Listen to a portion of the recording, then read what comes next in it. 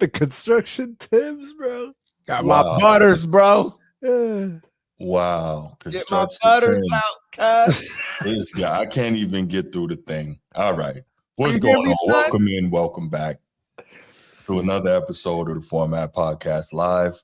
Transformer apparently thinks he has joined the boot camp clique, but that's okay.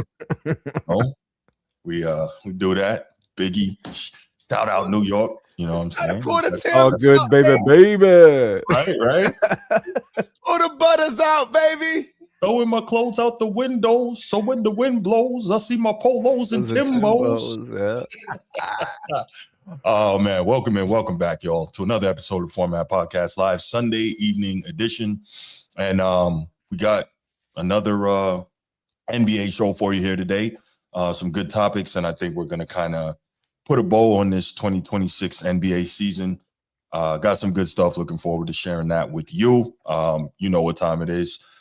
Shout out to the channel members. We're gonna do that in a second. But Transformer, what's good, man? How you doing? What's cracking, lacking, son? What it do, B? What up, son? You know what I'm saying? Y'all need help, man. What's cracking, lacking, Captain? Bro, you remember that thing they used to do, bro? Remember that one, bro? Yeah, that's Yeah. yeah, that wasn't really, yeah. People are sick, you know that, right? Oh, B. You know that, right? What's happening? Pav said, nah, me. Nah, me. Right?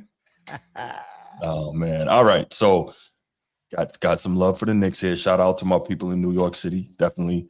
I know they are having a great time. Hopefully they didn't completely destroy the city last night. So, you know. Yo, did you see that? Did you see that reel? That jacket that the Lich Kids got on? Yeah, she's still fine. No. They were singing the song, and it was like 5 blocks. Just the city. People, and they were singing the song. Yo, crazy. I was like, damn, they was all singing it together. I know that was probably wild last night. But New York, stand up, B. Yeah. They definitely did their thing. But we're going to talk about all that, man. We're going to talk about all that. Steve Stevenson, what's good over at GTF OH? Get the fuck out of here, records. Yeah, we getting that money out here, bruh. No doubt. Listen, if y'all want good business, but don't bring no BS over there because you already know what it's gonna be. Yeah, well, you gotta get the out of here. Yeah, Steve Stevenson gonna send you out the front door. Yep. We only accept payment in cash. You don't like it, kick rocks. No doubt. All right. Shout out to the channel members, man. Then we're gonna get it rolling. Coach T, host of the Be Ready Sports Podcast. It's not that serious. Chief Sid Bubba, shout out to you for all you've done for our great nation. Shout out to you for everything you do for the show, and of course, shout out to the boys from Annapolis. Anchors away, my boys. Anchors away. Order arms. Let's go, baby. All right. So that said, before I continue with the shout outs, present arms. Today is June 14th, 2026. Today is the 251st birthday of the United States Army. Shout out to the greatest fighting force on earth. Order arms. I don't get to sing the song because we didn't win. So, What about your boy's birthday, bro? You can sing the song on your birthday, man. What about your boy's birthday? Hey, man. No. It's also Arbor Day, right? Is it? I believe it's Arbor Day and it's Flag Day too. Shout out to the trees, bro. Yeah. It's Flag Day too. Is it? It's Flag Day, yeah. It's a lot of stuff happening today. A lot of things, yeah. Hey, shout out to my nephew, Jakari. Jakari turned 23 today. Shout out to shout out to you, young fella. Bro. Yeah, I got a call. Good thing he lives in Cali. Anyway.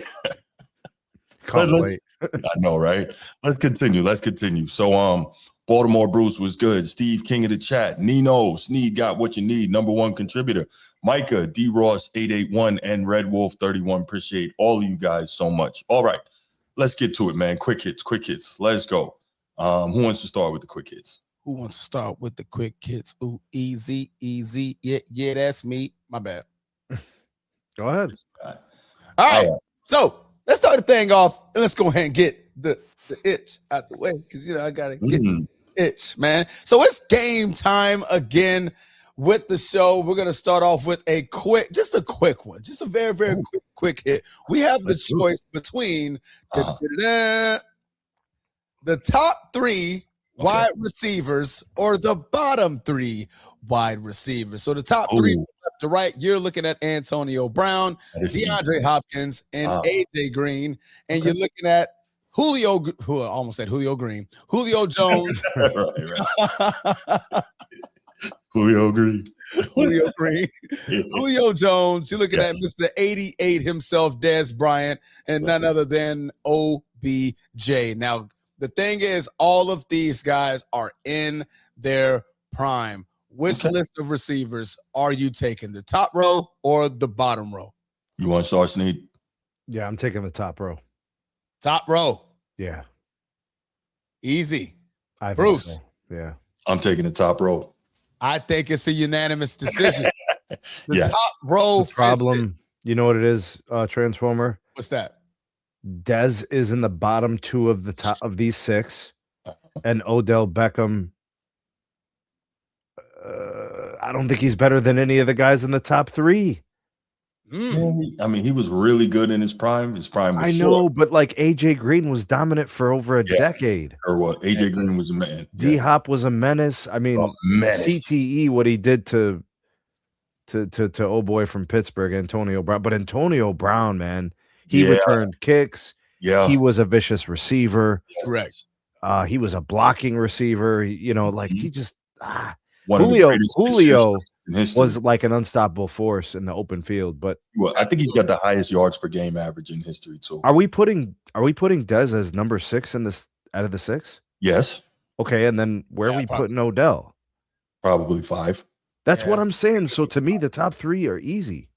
I think yeah. I mean, you're right. Maybe Odell and AJ Green. I don't know. That's either one of them could be 5, but neither one can be higher than 4. I think we can agree on that. I swear, like AJ Green was catching 15 catches a game for like 14 years, bro. Yeah, he was. That's what it seemed like, you know.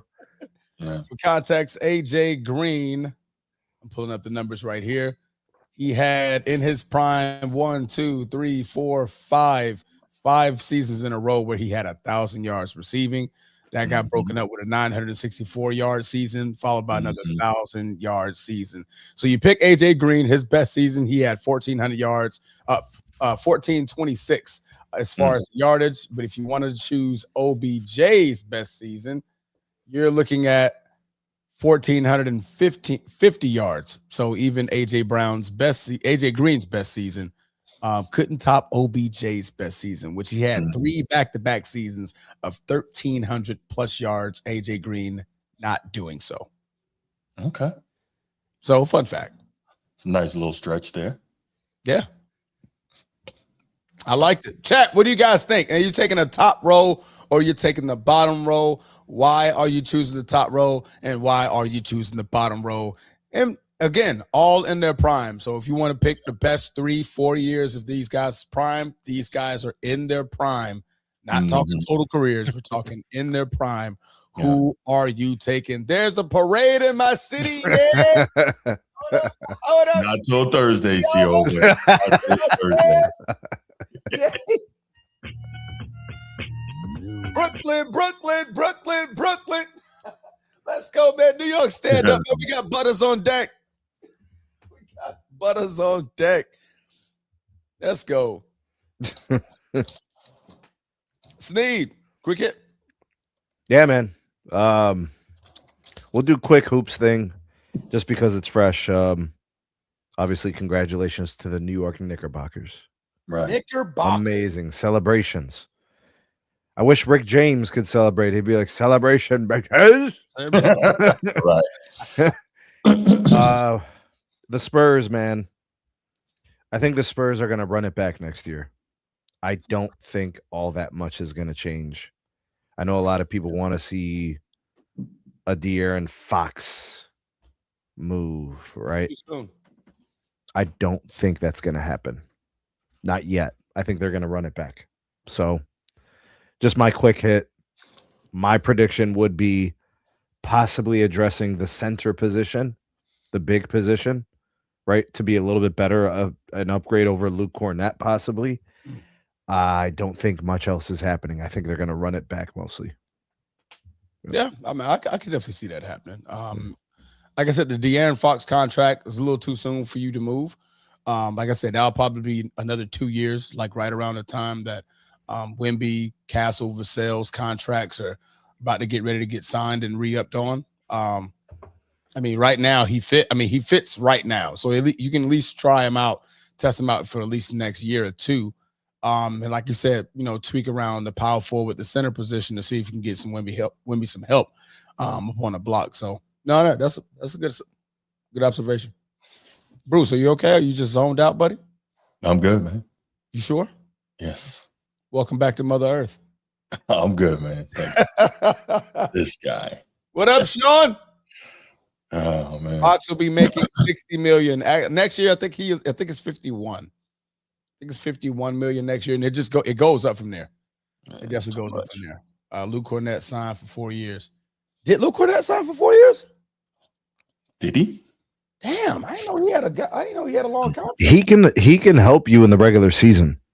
He could help you in most matchups. It's just I don't know how he helps you in a finals matchup. Apparently, that was a little bit too much of a tall task for him to do. So I don't know. Yeah, it's a 4-year, $40 million contract. I mean, but that's a movable contract. 4 years, $40 million. That's $10 million a year. That's a very, very easy contract to move in today's league. So sure, yeah. Go ahead and get the GOAT defender of all time. Trade for Draymond, the greatest defender of all time.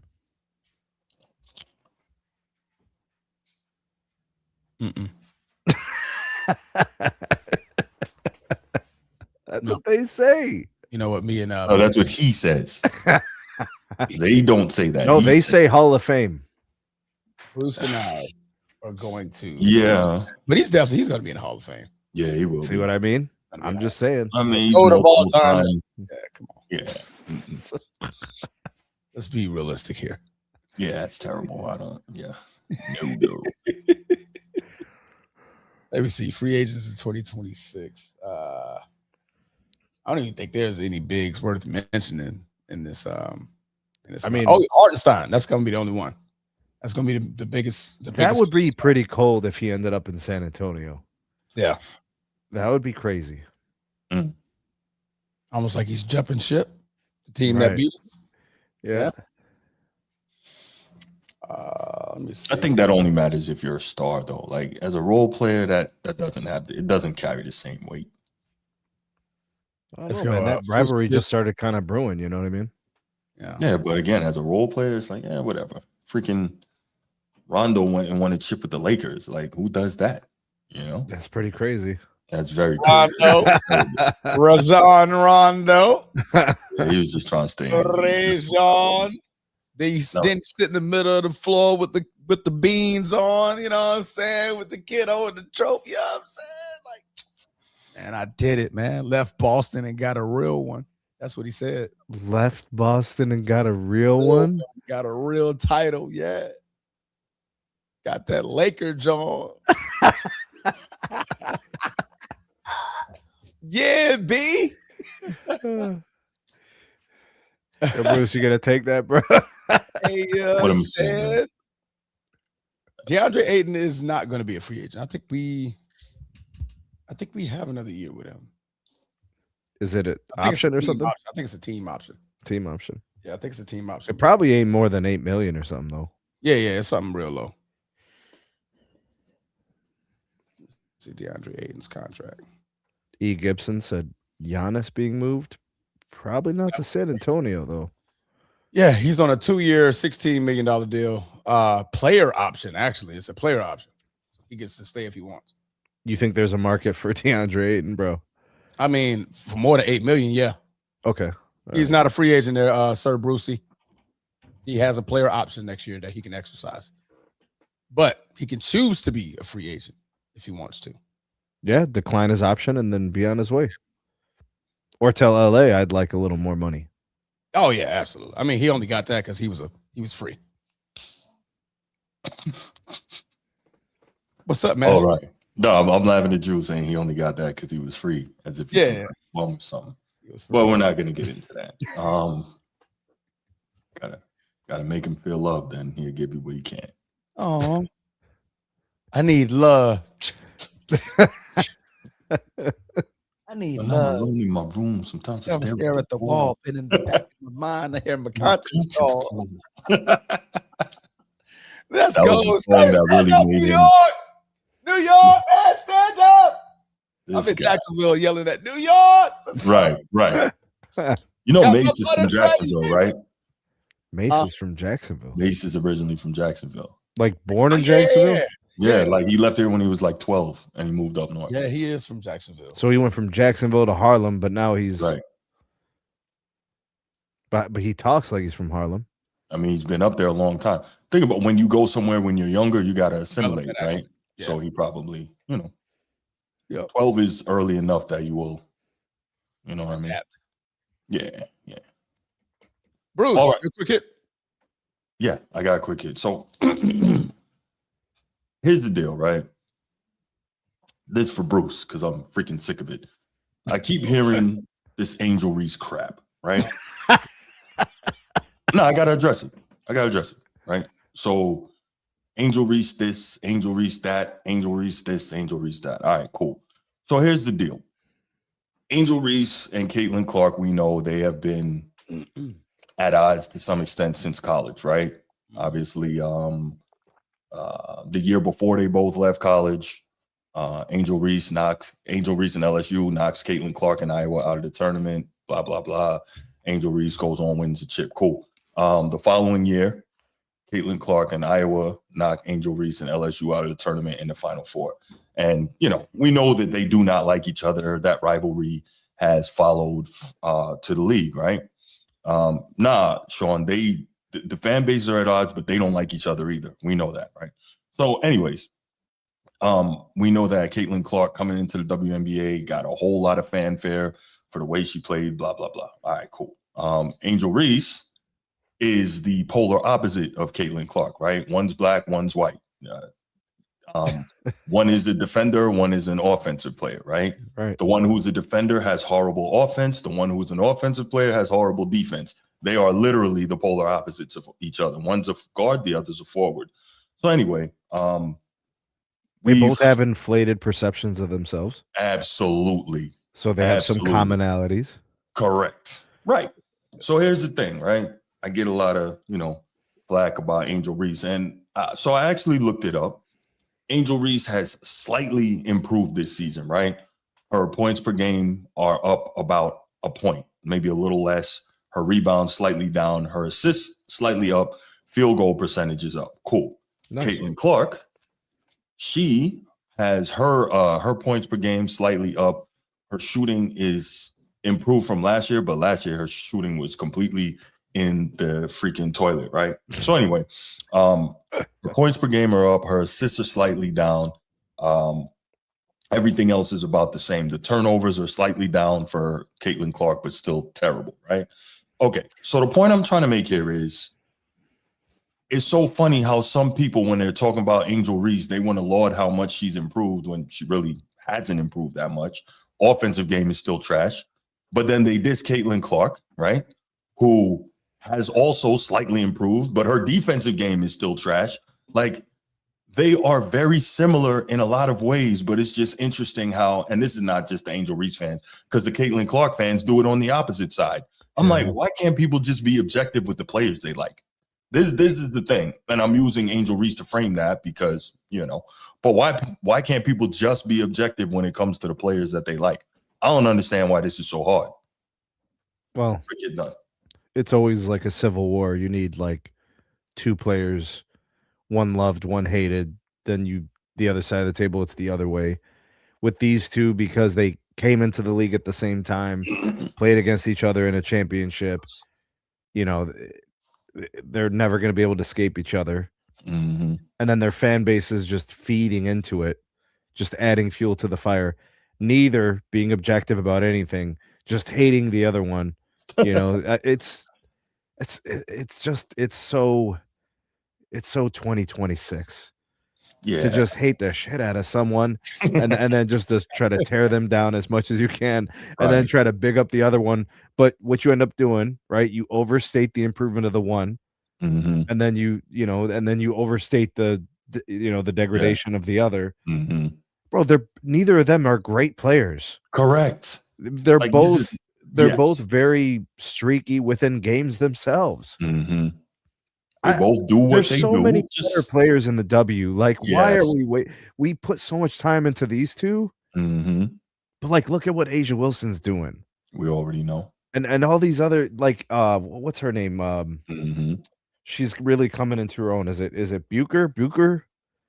Paige Bucher. Oh, Paige Beckers. Yeah. Paige man, nice player, bro. Olivia I don't Miles is nasty. I don't watch enough. I heard she's really, really good, so I want to start watching. Really good. Yeah.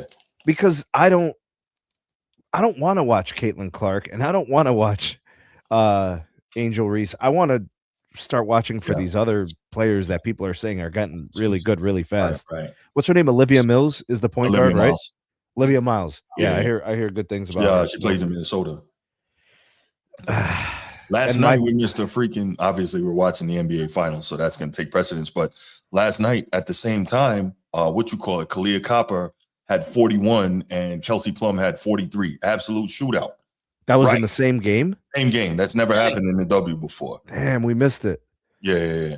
So, I mean, I'm gonna be brief, brother. Here we go. Brother Bruce, how you feeling? First of all, how you feeling today, my brother? I'm feeling fine, man. Go ahead. Hey, man, don't you ever in your life disrespect Angel Reese like that, man. Okay, who disrespected Angel Reese and how? Tell me. Disrespect Angel Reese she like ain't that, no kid to you. Angel Reese, tell me. She playing way better. She playing way better this year, bro. Overall, bro. No, she's not. No, she's not. She is. She is. Brother. Okay, you know what? You're right. You're right. You got it. Right. She has improved significantly since the beginning of the season. She's getting better as the season goes. Real quick, I'm ready to get off. Okay, Sneed, if you can, you the stat guy. The past 6 games. So you just pull up real quick, like what her field goal percentages. The past 6 games. What is our points and our turnovers? I mean, our points and our what's our field goal percentage and our points and our rebounds? Wait, you want to look at her past 6 games? I mean, the past 5. The past 5 games. I got you, Brucey. And that's 5 games. 44%, 44%, 44%, 41%, 50%. Turnovers, she's had 2, 4, 3, 6, 2. She's been in a lot of foul trouble. 3, 4, 3, 4, 5. And I mean, she scored 12 points, 11 points, 18 points, 17 points, and 25 points. 4 of those games, she had a double-double, which is her, her hallmark. She had 13 rebounds, 10 rebounds, and 2 back-to-back games with 17 rebounds. It's pretty impressive.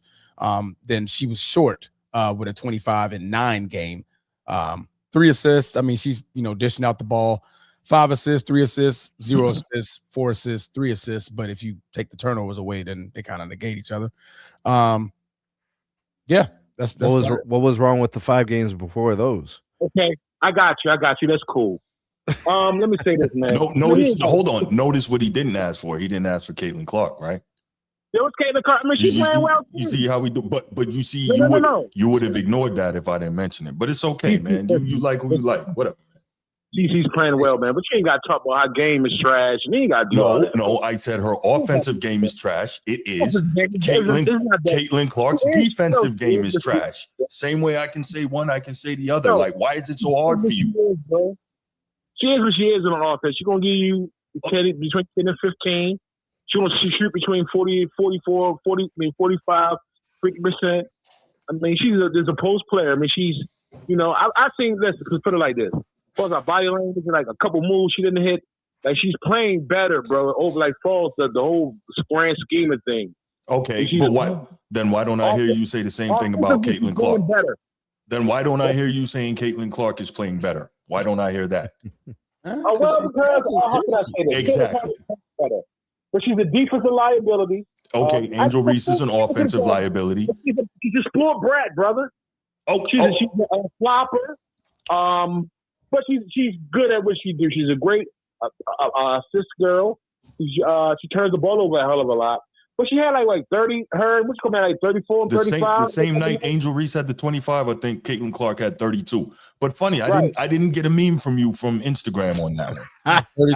32, 10, and 7, actually. You never know who got them on, brother. But Listen, the point I'm trying to make, Bruce, is not about going at Angel Reese. The point is, be objective. The same way you go hard for one, do it for the other. Like, this is too easy. no, you don't be objective when it comes to injuries. You just don't like her. No, I don't like you always trying to freaking. But anyway, bro, we ain't gonna argue, Yeah, bro. I'm gonna make some knee pads for you. So There you go. There. I'm gonna make some knee pads. Those would be too bad. No, those would not. I'll wear them. Yeah. Hey, y'all better stop that knee pad stuff. Why he gonna get Hey, listen, man. Hey, I'll wear these. Angel Reese knee pads would be okay. She's 6'3". I'm okay with It's those. all right. Yes, man. All right, go ahead. Yes, ma'am. Man. All right, man. Hey, I'm okay with those. Transformer Bruce. go I'll- scuba diving. Mhm. I'm about to dive. By the way, in. think I don't see Ed Dog in the chat talking about some Cook Bruce, man. That's sad. Whenever you're ready, you can come sit right here. Don't be a coward. Don't be a coward. I guess you can't help it. To answer the Caitlin Clark question, Caitlin Clark, I mean, she's a point better than her rookie season. She's improved from last season. I mean, of course, everybody saw last season being a down It season. was for her. bad, bro. But she's upped it to 20 points a game per average. She hasn't been shooting particularly well. I mean, with the exception for the last 3 games, but the previous 4 games prior to these last 3, she shot 28% from the field, 35% from the field, 14% from the field, 25% from the field. With 3 out of those 4 games, she took over 12 shots. Not really good. She has been turning over the ball like crazy. I'm talking 6-5, 3-3, 1-5, 6-5, 4, 6-5. There was one turnover game in that list. Yeah. One turnover game all season. She's horrendous with the turnovers, bro. She's Horrendous. had 3 or more. So what does that tell you about her playing a guard position? Well, she can't play anything else. She can't be a forward. But this is a problem, man. Oh, for sure. For sure. She doesn't value and emphasize ball security. Oh, agreed. That's not good. Agreed. Especially because she's gonna, be handling. Like, it's just not. No. To answer Ed Dog, her defense has been terrible, just like Angel Reese's offense. But we'll continue. Angel Reese has been shooting 43% from the field this season, while Caitlin Clark has been shooting 40% from the field. Well, so there's 2 things there, right? Angel Reese obviously is a lot closer to the rim. And if you're shooting 43% that close to the rim, like that's not good. But it is what it is. I mean, Caitlin Clark has horrible shot selection as well. It's, my whole point is it's not that hard to be objective about a player. You see how easily I can be objective about both of these players? It's too easy. All right, let's go, man. This wasn't even supposed to be a topic, but people get on their feelings about it. All right. Let's go. I'm in New York. I knew he was gonna do that. I knew he was gonna do that. There's nothing you can't do. New York, stand up, baby. What it do, B? I have not put my construction Timbs on in forever. It's been a long time. Bring them out once a year. Yeah, it's been a long time. Here in Jacksonville, we only get like 25, 30-degree weather for like 2 days. Yeah. But like when I first left home, I used to wear them all the time. Like it's not a cold thing. Yeah, but weather anyway. Florida, it's like you wearing Timbs and it's like 80 degrees. Like what? They're gonna act like you're misplaced, bro. Nah, man. Be like, you looking for somewhere to be right now? Like you ain't from here. Anyway, not the point. The New York Knicks are the world champions after a 53-year drought. 53 years. One hell of a run. One of the better playoff runs we've seen in a long time. They just showed mental and physical toughness all the way through.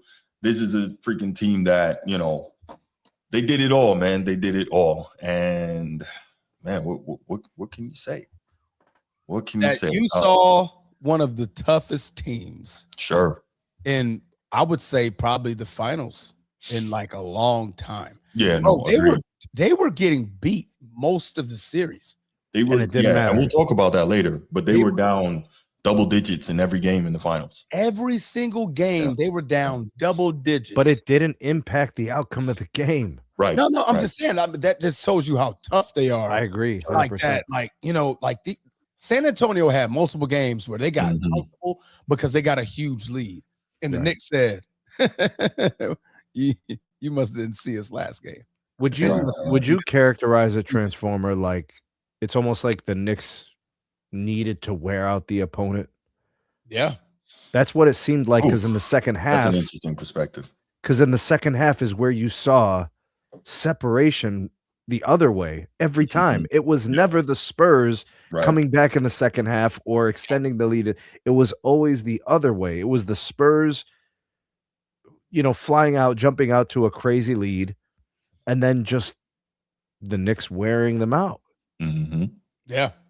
No doubt. Forcing, of course, in the fourth quarter. I mean, Wemby was awful this entire series in the fourth quarter. Fox. Yeah. Like Fox Wemby. The general Spurs offense, the coaching, everything became high leverage in the fourth and the second half generally, and the Spurs just let down after let down after let down. And credit to the Knicks, but we have to acknowledge the Spurs wearing out. Sure, and we'll talk about it. Let's hear the call at the end of the game, because we didn't actually get to hear that, obviously, on the live watch. Let's hear that. Beautiful. Shut up. Comes Fox, 5 seconds remaining. Fox to Wemby. Wemby tries a three, puts it up, off the mark. Anunoby the rebound. It's over. It's over. Knicks fans, this is not a dream. Your long, long wait has ended. Go ahead and cry. After 53 years, the Knicks are finally NBA champions once again. That was crazy. I tell you, I can only imagine how wild that would have been had it happened in MSG. That would have been nuts. Unmute yourself, guys. That would have been crazy had it happened in the Garden. I don't even. Wemby's a bitch, bro. Oh, no. Whoa! I wouldn't go that far, but yes, I'm going to. That's interesting. He has a really, really hard time coping with all of these scenarios where he has to face the music. I remember, Bruce, I said, if this is a habit, we have a problem. He continues to let us down.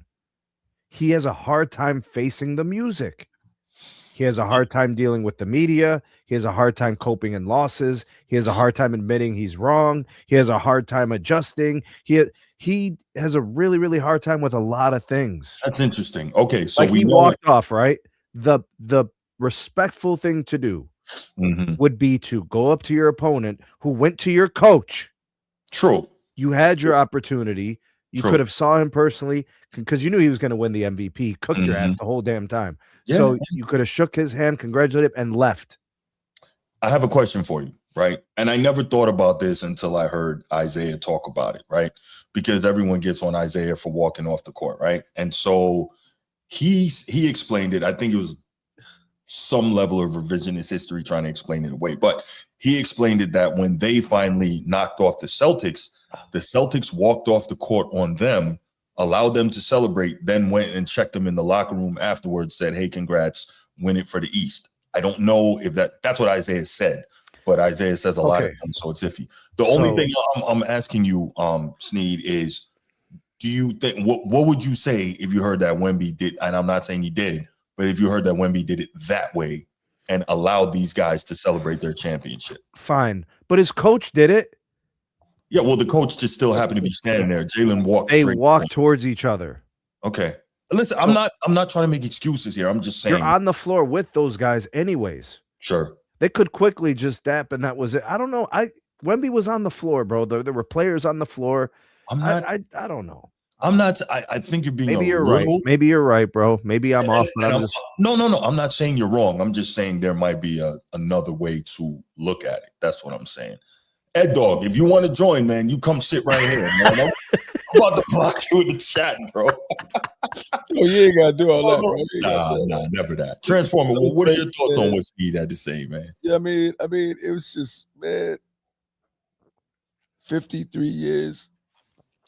This guy. We were just battling, clawing, man. going through the Ewing era.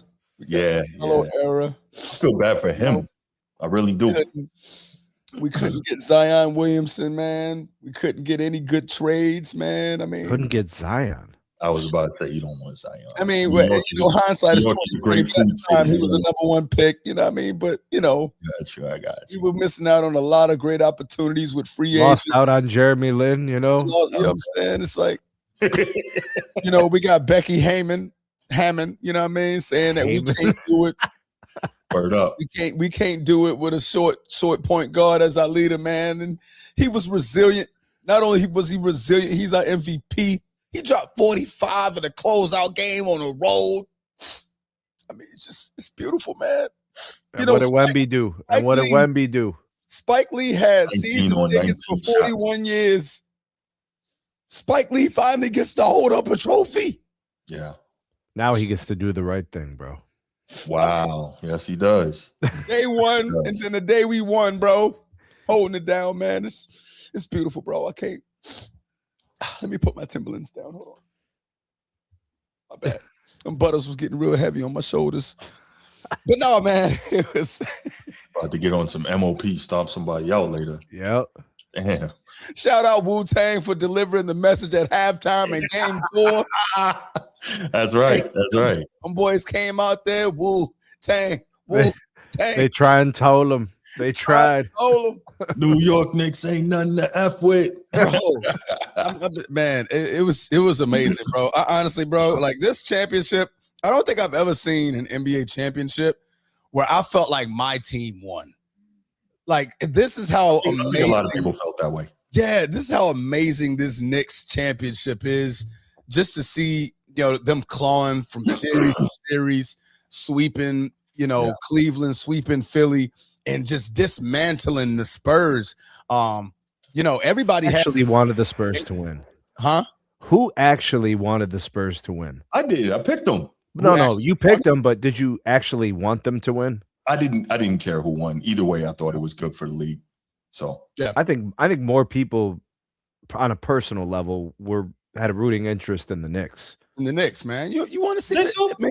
San Antonio, they had a dynasty, but you had the Tim Duncan, Kawhi Leonard era. You know what I mean? I don't think so. On the strength of a lot of people do not like New York City outside of the tri-state. A lot of people hate New York. I don't know why. Really? But yeah, a lot of people hate New York. Absolutely. I F's with New York. A weird thing. Yeah. I F's with New York, for real. I mean, it smells bad there, but that's really all I got to say about it. Rats about the size of Bruce, but that's neither here nor there. Yeah.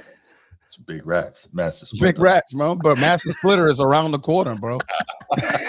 Dude comes out of a sewer. He's like, in the sewer, scavenging for food. Donatello, D'Angelo, Leonardo.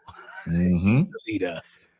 By the way, I got a question for y'all. And again, once again, shout out to the New York Knicks. Do we know that these NBA finals are the most watched final series since The Last Dance? Is anybody aware of that? Yeah, since 98, yeah.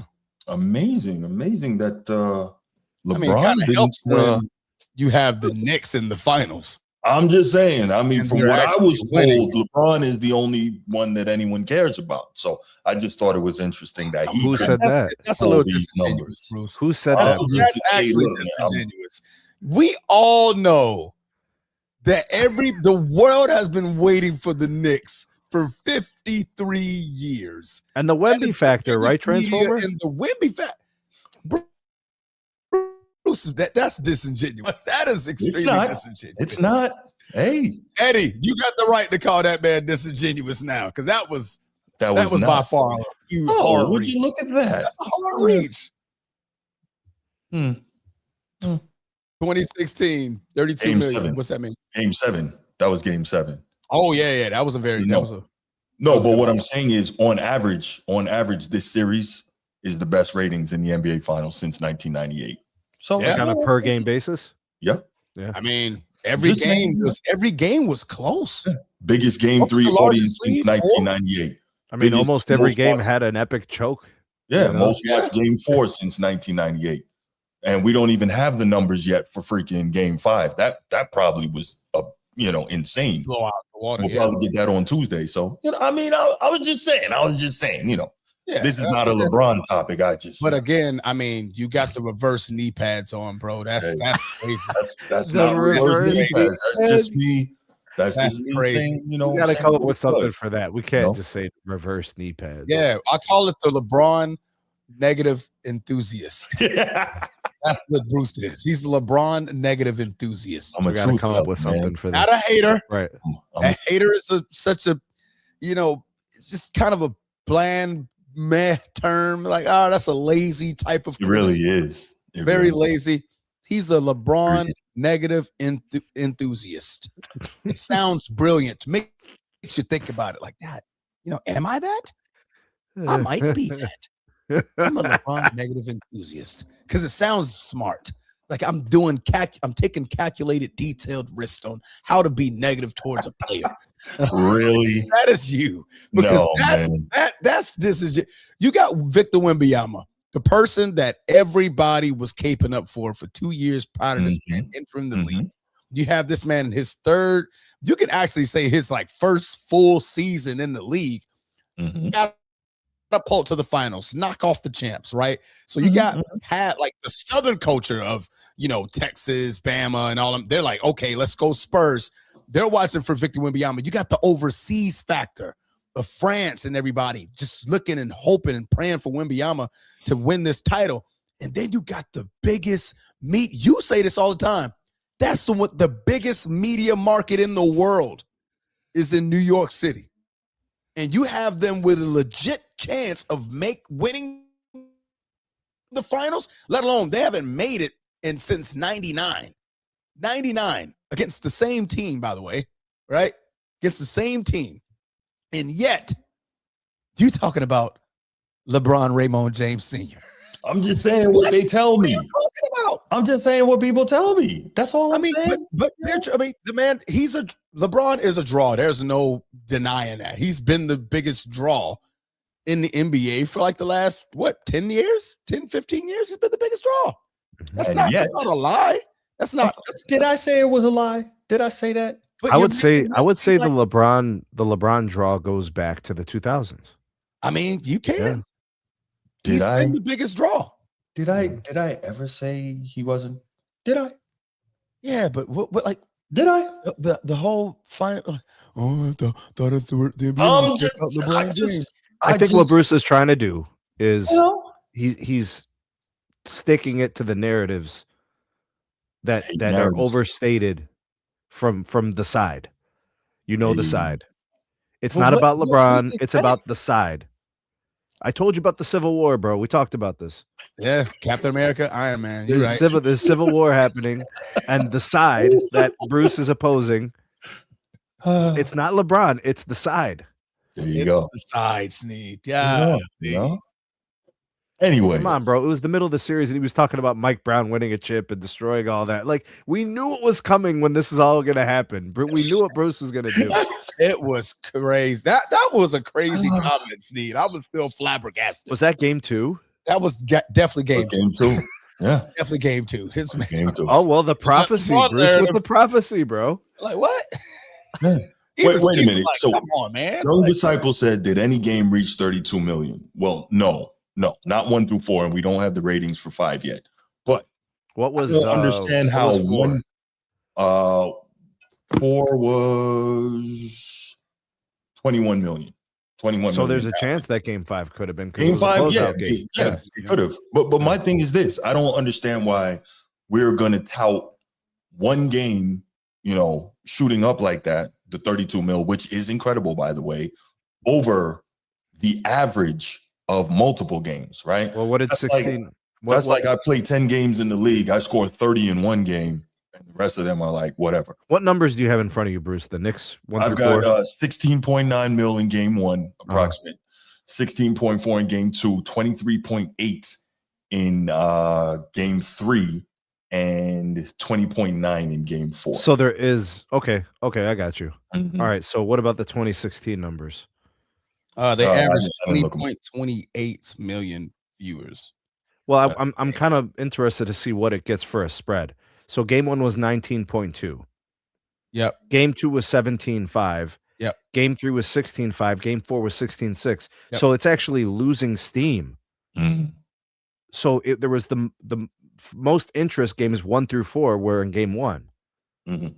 Okay, so this Knicks and Spurs series, the interest peaked with each game. Mhm. Yep.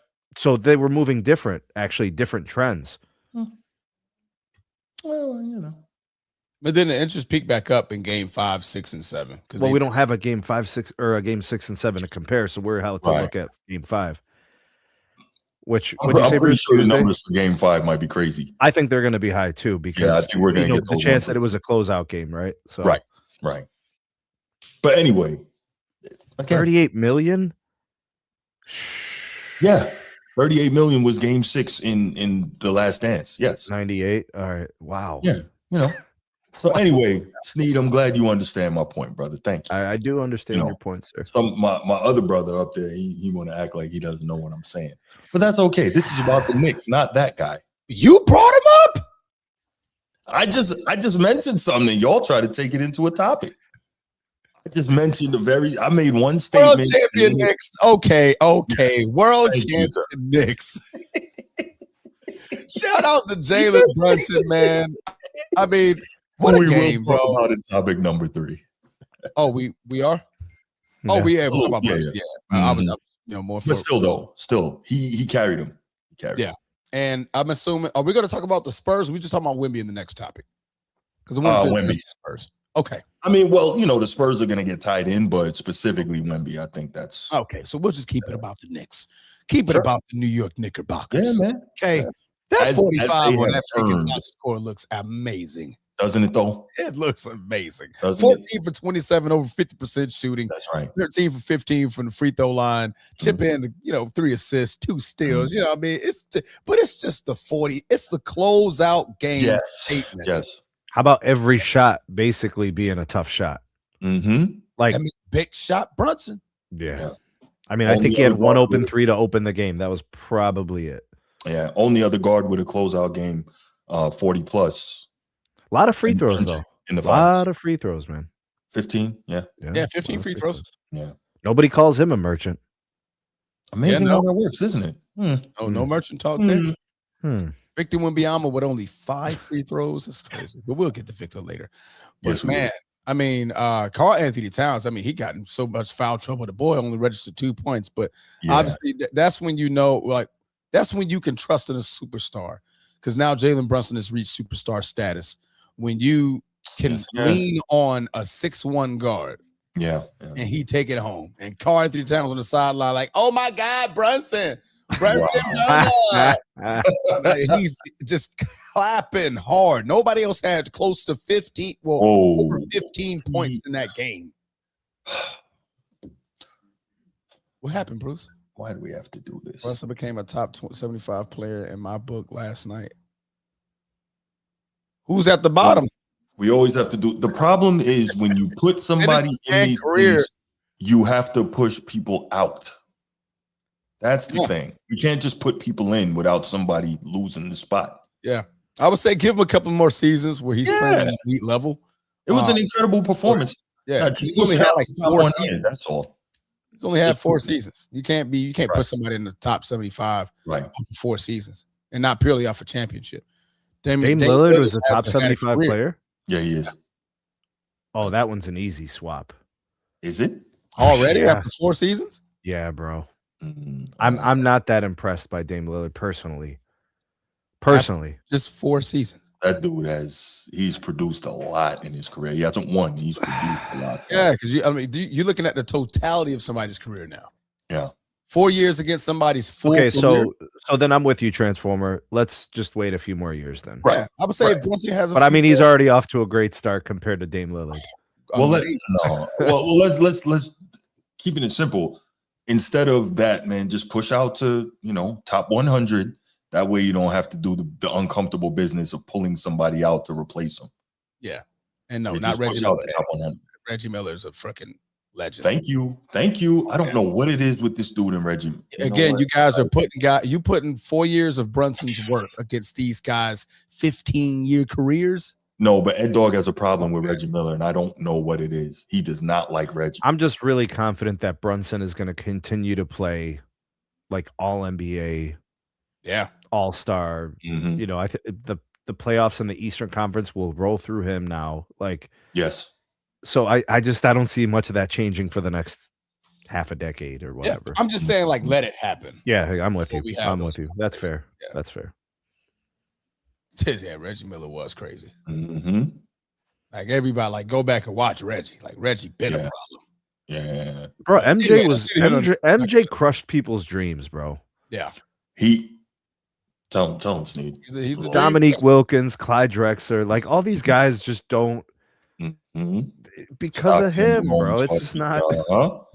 Patrick Ewing. It's a lot of all timers. Yeah. Anyway, we're not going to do that. This is about showing the Knicks their love. What I want to say about that is, you know, as great a job as this team did, and I've said it before, I feel so bad for Patrick Ewing. Like, I'm sure, he pretty happy last night. Yeah. He had to be. But when he goes home and he sits quietly and the lights go out, you know he's going to be like, damn. You know what I'm saying? Like, who is that? A competitor and a warrior and somebody, Patrick Ewing. Bruce, his career's been over for a long time. Blood, sweat, and tears. Like, his career's been over for a long time. And it has. And I'm not saying he's not happy for those guys. But like when they let him take a picture holding the trophy and whatnot, he know that's not really his trophy. You know what I'm saying? Like, yeah, but he's a part of the franchise's history. Like that's their trophy. But I think that's all that trophy. Yeah, but I think all those feelings, the shortcoming year after year, that had to well up again, even if he had moved past it by now. As you said, you know, he's been retired, 22 years, 23 years now, right? Yeah. So I think that I see what's going on. No. Over like when you think about it like that, I think about it like this. You know what I mean? Like after, you know, you graduate in high school and your team makes it to the semifinals, right? In the state championship. Right. And then the next year, the following that you graduate, but the next senior group, they actually win the whole thing. Right. You feel like you won it, bro. I'm celebrating like, yo, hey man, great job. I don't go home feeling bad. I'm like feeling bad about I had my time. I did what I could, and I played at the best of my ability, and that's what I'm okay with. I mean, I'm okay with that. But if my team, the team that I'm rooting for in the city that I cry for and I show up to these games for, if they pull it out, bro, I feel like I won that damn thing too. I'm like, hey, bro, good job, man. You brought that one home for us. We hold that trophy up. Granted, I didn't win it, but I'm not going home feeling bad about it. Speaking of big NBA Finals moments, shout out to Kyrie Irving for hitting the biggest shot in NBA history. Oh, it was either that or Ray Allen. I'm going to go with Kyrie that shot personally. was heard around the world. I'm going to go with Ray Allen. Which one, Transformer? I'm going to go with Kyrie. I think Kyrie's shot is the biggest shot in NBA history. I think Ray Allen was the biggest shot in NBA because that's a 3-1 deficit, bro, against a 73-9 team. And by the way, how about the context, Transformer? Nobody scored a field goal for 5 minutes. Yeah. Not Steph Curry, not Klay Thompson, not Raymond. Yeah. Kyrie, the only field goal for 5 minutes. All those All-NBA Hall of Famers, only one guy. Right in the MVP's eye. No, I think Curry was the MVP that year. Listen, no shots taken at no shade at Kyrie. That was incredible. And then Ray Allen did there, boy. That's a harder shot. That's a much tougher shot than Ray Allen. When Ray Allen had to catch it, get back behind the line, and put that thing up with. It's a catch shooter. And that was different. And that was who was open because it came out. I think Chris Bosh actually said it. That's an actual play for Ray Allen. The tap out like that. Yeah, that they said they practiced that, and Chris Bosh says they hate that play, where they have to back out, tip it, and Ray Allen literally practices that play. That's I did hear him. I heard him say he practiced doing that. I didn't know it was a. The reason why they have to practice it is because there's only so much space in the corner.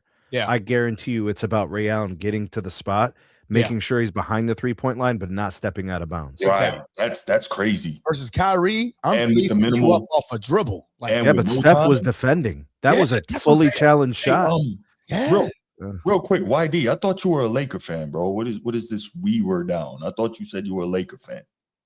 Ray Allen shot, we were down. Kyrie shot, game was tied. I'm just trying to figure what that's about. Maybe he was a Cavaliers fan at this point. He said he'd been a Lakers fan. He said that.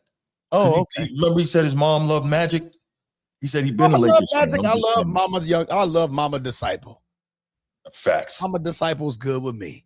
Man, look, you know I love Magic so much, I hate it. Pause. You know what I'm saying? I hate that I love Magic. He Anything with LeBron is weed. That's crazy. Okay, all right, You know? all right. But yeah. I mean, it's like when you talk about Ray Allen shots like that, the magnitude of that shot is still is big. It's huge. But I'm also referring to the type of shot, how he shot it, and who he shot it over. That's the and then like that's game 7. Like that's the ending shot. That ended the series. But Ray Allen shot propelled the series. But there was still time left, and if Ray Allen, so like Whitey said, if Kyrie misses, right, they can still win. Ray Allen misses, and this is what I talk about all the time. Ray Allen misses, the series is over. Remember, they had already roped the court off Transformer. I mean, they already had the trophy sitting right there in the tunnel. Yeah. Ray Allen misses that shot, the series is over. So like it's still not quite this. And again, incredible shot by Kyrie, right? It's game 7. Incredible. Yeah, but there was nowhere else to go. Wasn't there like a minute left in the game? But nobody scored for 5 minutes. No, I get it, but there was still time. And chances are, in fairness, LeBron probably would have found a way to get that last. He just missed everything. They were all missing. But you're Sports Illustrated. Nobody could score. One guy could score. What? I'm not trying to take away from Kyrie. I'm just saying, if you ask me, it's Ray Allen, the ultimate savior. Bruce, did you used to play back in the day? But did you ever play pickup basketball? Of course I played pickup basketball. Okay, when you played, let's say you've been running, right, and it's been tied and nobody could score, and then someone finally hits the shot. That's the game winner. What does it matter if it was down 1, tied, down 2, 3, whatever? Because nobody could score. The game was decided on the shot. But the pressure is different on a tie versus on being down. You know that.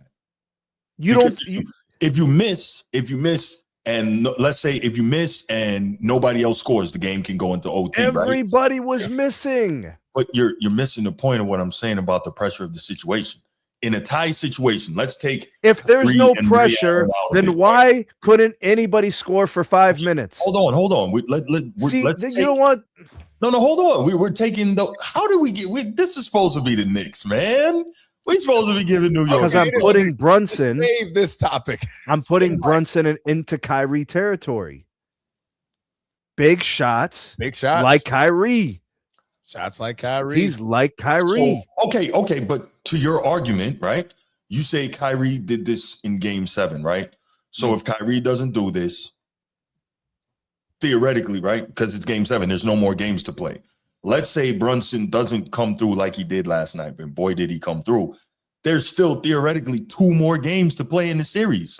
Wemby couldn't score. De'Aaron Fox couldn't score. Cat couldn't score. Blah, blah, blah. I just keep naming people who couldn't do shit last night. Brunson did it all. I'm not saying I'm with you. We were watching the game, remember? Same situation. Kyrie Irving in 2016. LeBron, the best player of all time, couldn't score. Kevin Love couldn't score. Steph Curry, the greatest point guard of all time, couldn't score. Klay Thompson, the second greatest scorer of all time, couldn't score. Nobody could do anything for 5 minutes. I got Hall of Famers everywhere, and Kyrie hits the only shot out of the whole game for 5 minutes. But the point is, we don't know, even if he had missed, what happens in the next minute of that game. But we do know that he hit the shot when nobody else could. That's what we do know. Let's go back to the Knicks. All right. I respect the shooter. Okay, Kendrick Lamar. Everybody go respect the shooter. Yeah, sound like Uncle right. Murder. Respect the shooter. Anyway, back to the Knicks, man. Amazing, man. It's interesting. Amazing.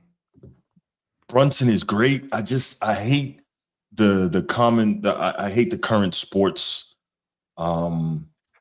the sports world, the world of sports discourse that we live in, that as soon as somebody does something, it like automatically vaults them into certain positions. Like, is he great? Yes. But now all-time great finals performance. He's automatically top 75. No, all-time great finals performance. Yes. Oh, absolutely. We can all agree. Okay.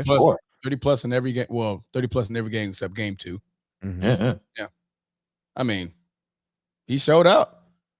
I mean, I felt like he had that Becky comment in the back of his brain. I'm sure he did. I'm sure he did. Like, and didn't make it so bad.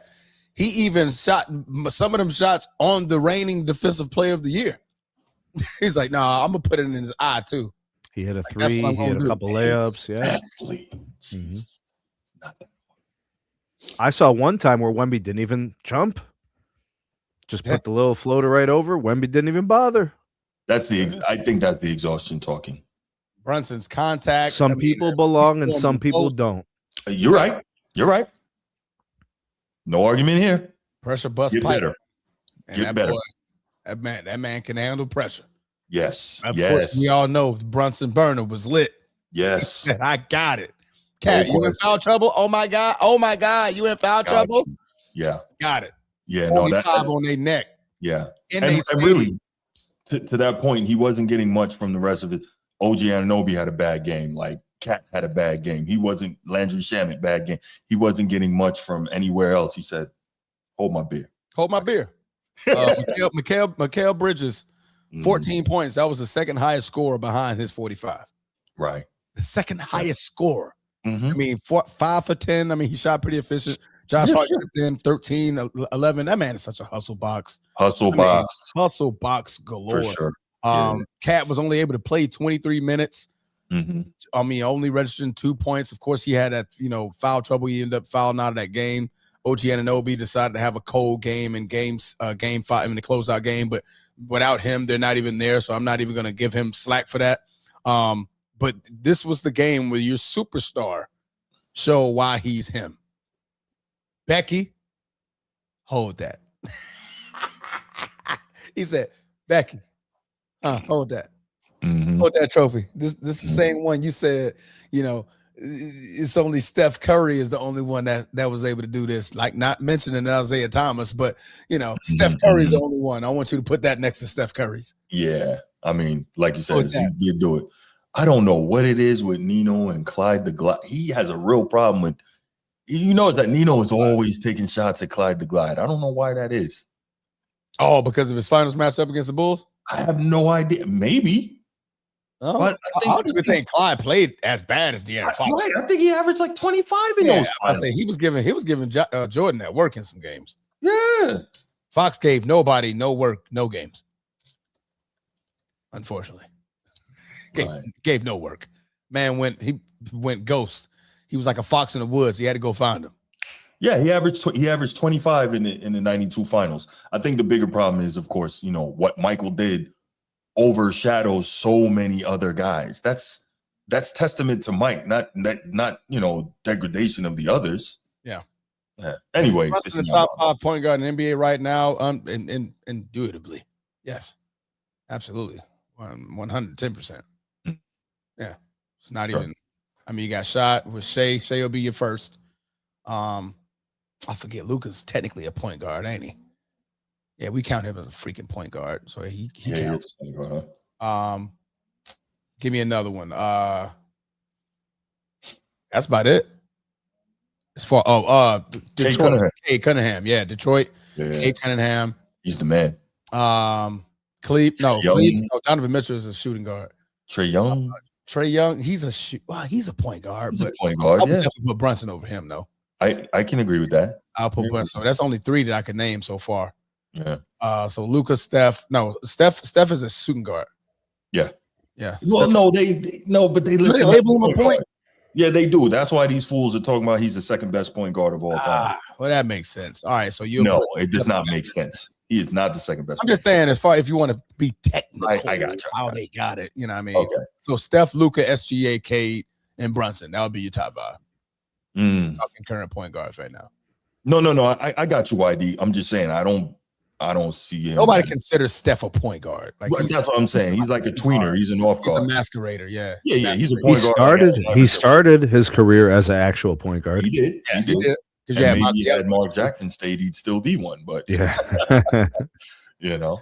But yeah, I got it. All right, let's open up the phone lines, man. Yeah. Let's take a couple calls on this. In order to call in, bro, you gotta confirm that you have your Timberland boots on. Damn. No Timberland boots, no acceptance of phone call. Okay, we're bringing out the butters. Man, that's called construction Tims, man. Constructions. Butters. That's what we call that. Construction Tims. Butters. Construction. That's what called butters. VC from Georgia. What up, man? How you doing? VC. What up? What up? Actually, I got 2 pairs of Tims with me right now, man. All right. I think I made the cut to call up to the show, man. All good, buddy. You made the cut. Hey, man. Shout out to the New York Knicks, man. My dad, when he was alive, he lived in New York for majority of my life, so. That's what's up. You know what I'm saying? On some sentimental thing, man. I'm really proud of that team, seeing what they did, man. Yeah. I know my father-in-law was going crazy last night. Yeah, man. This dude, I know it's pandemonium over there, man. I hope I can get over there at some point before the year ends. But dog, man, the New York Knicks, bro. I'll be honest with you. I did think whoever won the Western Conference Finals was going to be the NBA champion, but looking at those Spurs, man, they ain't ready, man. They were not ready. Chet Holmgren, that was their championship. Beating Chet Holmgren, that was beating Chet Holmgren championship, man. And then, I got an interesting thought on that too on the next topic. Go ahead, BC.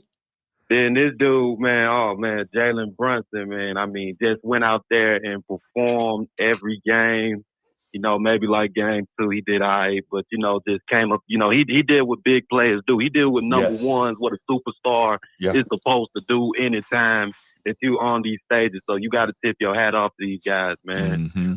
For the Spurs, I've been talking with people saying, this is a good learning experience for them, but at the end of the day, man, you still going to have to see OKC. Yep. And I'm a Shea fan, so I really hope these dudes are taking notes, man, and they not letting that happen again, because, man, we got robbed of a Thunder versus Knicks series. I'm be honest with you, man. Yeah.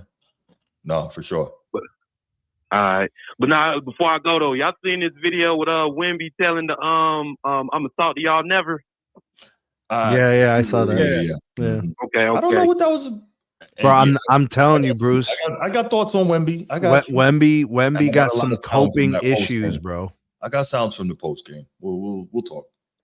He doing it for the cameras, man. we'll talk about it next topic, VC. You can call back and tell me what you think about what we got to say about it. All right, but I'll definitely do that, man. Good show so far, man. All right, brother. So far, man. Appreciate you, man. Thank you so much for the call. Yes, sir. All right. Who do we miss a call from? Well, Nino, what's good? Nino, what's good, man? What's up, Bruce? Maintaining. What's up, Sneakers? What up, Nino? I'm calling in on the point I made last week, and I think we gotta say it again. I think people glossing over this. Okay. Jalen Brunson, shout out to the Knicks. They did their thing. He is the mayor of New York. He is the number 1 basketball, the number 1 Knicks. Why you say that? For what reason? What is everybody missing? The man left $100 million that was huge on the table because he understood the assignment. He understood the players he wanted over there, what it was going to take to get them, and what he had to do, what needed to be done. If he takes $200 million, what OG there is Bridges there? Who missing? There's no Josh Hart. There's possibly no OG. There's no Josh Hart. Did Josh Hart play big in the finals? Yeah. Yeah. Did OG play big? They not there. They got it's an old man who I think is the best player in LA. Transform's been saying for years he needs to take a lead. He ain't taking no money. Right. Melo Anthony never took no pay cut. Melo ain't taking no pay cut. No, ain't taking no pay cut. Real tricky. These trenches, we understand it. So I can't tell a man to take $100 million. I can't tell him to take $100 million. The fact that he did in order to try to win a championship. But now that $100 million, he's set for life in New York City, bro. Right. I was about to say that money is coming right back. Yeah, he's coming right back to him. Yes. Yeah. You gotta give it. You gotta give it. Yeah. And quick side note, Nino, to that point, man. That's why I've been saying, and you guys have heard me say it, I never understood why, superstars who were free agents didn't go to the Knicks, because I don't think they truly understood what it would mean to their career and their legacies if they were the one to bring that championship back and end that. Is everybody built to handle dysfunction, though? They also had a lot of dysfunction in that front office. Is everybody built to handle New York expectations? If you're a superstar, go do it, man. Do you think everybody's has the temperament for the New York media? No, but if you're a superstar, go get it. Go do it. You and Sneed from up that way. I'm from Mississippi, but I've been working in the Northeast and on the East Coast for about the last 7 years. I begged them to send me home. It's cold up there. Listen, man. That's why they got coats, hats, and gloves, No, that's some different stuff, y'all. But what is Brunson from? Brunson, I think he's from New York, but I think he grew up in Chicago too.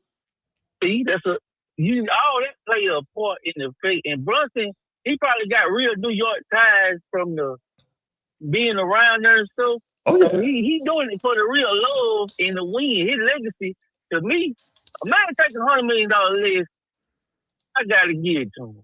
That's all I want to put that. People might be missing that because you can go to every team. Either they had to call a superstar or somebody was getting screwed on the money, or like the OKC, they call them early and they don't figure it out. But it's gonna be something going on right there. They gonna have to make some decisions. No doubt. The Spurs gonna have to make some decisions. So shout out to Brunson, guys. No doubt. Hey, before you go, Nino, what is it with you and Clyde the Glide, man? What's that about? Okay, this my Clyde. Clyde ain't as bad as I make him out to be. But when I heard about him and I read, I was reading, I was expecting to see MJ, Kobe, LeBron type of deal. Now he had some stuff, but when I'm saying it, it's like the expectations didn't hit. It didn't reach me. Good player. He helped the Rockets win that championship. He played good. He played better good than play. Devin Booker. Devin Booker good. Yeah. Okay, and Clyde Drexler was better than Devin Booker. Correct. Yeah, they could. They good. They good players. But they don't say that's Devin Booker. You saying Devin Booker, but when I was watching the old shows and they was actually juicing Clyde up. I didn't know if it was before he played Jordan or what, but it was supposed to be a big thing. And I'm like, yeah. I can't. But he ain't got him though, Bruce. I'll trolling with De'Aaron Fox. I knew you was gonna catch that. No doubt. De'Aaron Fox, he need to get some money back. Hey, guys. Right. Appreciate the call, Dino. Thank you, brother.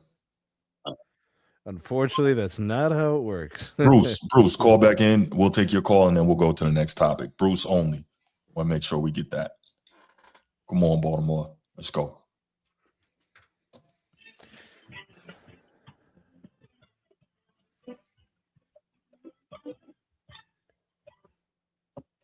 Bruce, call back in. Let's take your call, and then we'll get to the next topic. Sean, we'll get to you, man, but we want to make sure we get Bruce in, and then we'll go on. Call back in, Bruce. Young Disciple said Clyde would kill in this era. He was the second best shooting guard in the league. He was. And then when he started to tail off, that's when Mitch Richmond became the second best shooting guard in the league. That's another dude that would kill off. Kobe Bryant became the second. Yeah. And that was it. For a while. That's for a while at that point. Yes. Kobe was actually a small forward his first 2 years in the league. Yeah. He was a swing man. What up, Del Harris really did know what the hell was going on, bro. He was at the two. I was genuinely happy for the Knicks last night, though, brother.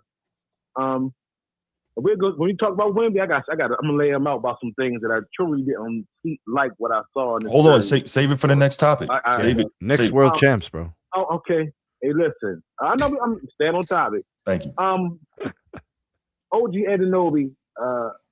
What you say, Snake? Let me see. I ain't gonna say it. I heard the little fly remark you just made. But OG Anunoby is something special. They most definitely need to lock him up. You talk about the Knicks team going into next year in this championship.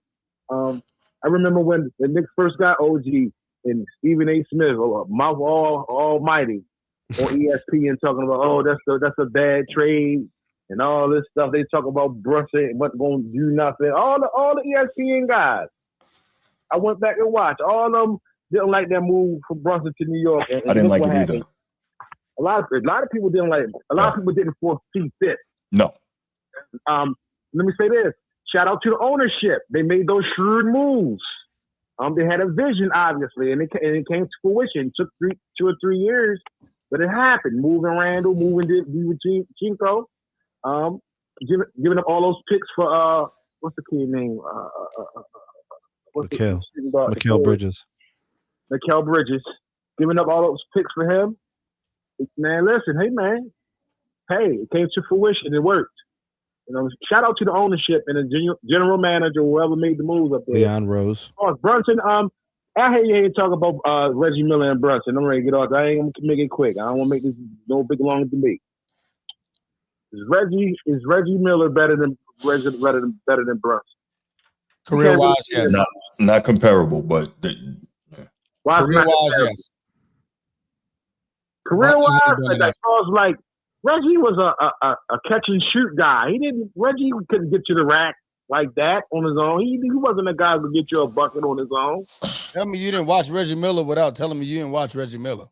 I watched Reggie. I don't recall him having no bag like that, like a Brunson guy. You never saw that man walk up and just put it in your eye? If you're comparing him to Brunson, Brunson bag is way deeper than Reggie Miller, brother. Way deeper. Let's yes, cut that out. I'm not that's true, but that's why I'm saying they're not compared. They're two totally different types of players. It's better than Reggie Miller's, but Brunson's bag is way deeper than Reggie Miller's. They cut the crack. I know you did it into the old school, and I get it. You love the old school and all that. You like your time in the 90s and the 80s. But stop it. Brunson bag is way deeper than Reggie Miller. And I can't truly say, okay, is Reggie Miller a champion? Don't that count? Oh, championships don't count now, huh? But we're talking about the totality of somebody's career, though. Brunson has only been good for 4 years. So am I going to put he's been on his own somebody's entire career? He's been on his own now for 4 years. He was good in Dallas too. He was good in Dallas too. What you talking about? Transformer. I mean, he was good. He was good in Dallas, but he wasn't like all-star, superstar level until he got to New York. Because he had Luka. Both of them can't have the ball. I gotta factor that in, Bruce. Mm-hmm. I have to factor that in. Okay, you're right, brother. I'll call you 13 points a game is your best season? Come on, man. Okay. When he showed out in that playoffs, what that little stretch he had, and that showed his potential. He's been playing great ever since that point, I'm saying. Yeah, that's been 4 years. He hasn't been. That's been 4 years. Okay, let me say this. Okay, what about his years? These 4 or 5 quick years in New York don't count for anything? They've been in it every year. How does that equate, bro? The totality of Reggie Miller's 18-year career. Brunson has only been good, at his peak for 4 years. Let's let him finish out to about 10, 12 years. Let him finish out his career because Jalen Brunson can still do more. Yeah, he's still do more. So I'm not going to put somebody's peak 4 years against somebody's 18-year career. That's what I'm saying. Okay, can we agree that Reggie's career is better, but Brunson got the bigger bag? We agree to that, though, right? Offensive bag, yeah. Yes, offensive bag. Okay. Yeah. Yeah. They can score in a bunch of different ways. Yeah. That's all I'm trying to get clear about. Okay, let me say this. I'm going to land the plane. New York is back. Hopefully this will bring New York hip hop back, Brucey. Yeah, whatever, man. Hey, keep it in the mush mouth. That's for you. Keep it in the mush mouth. Let me say this. this might be a good time for New York hip hop to come back because New York lit right now. Everybody, the New York love is back.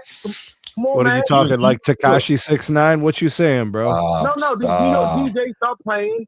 I'm ready to land the plane. I'm ready to say I know I'm way off subject. Yep, land the plane. These New York DJs that run the radio need to start playing more New York hip hop. That's a big thing going on up right there. There's a lot of Southern hip hop being played up in New York. Shit. Now I'm disappointed in New York. They won't get behind Griselda.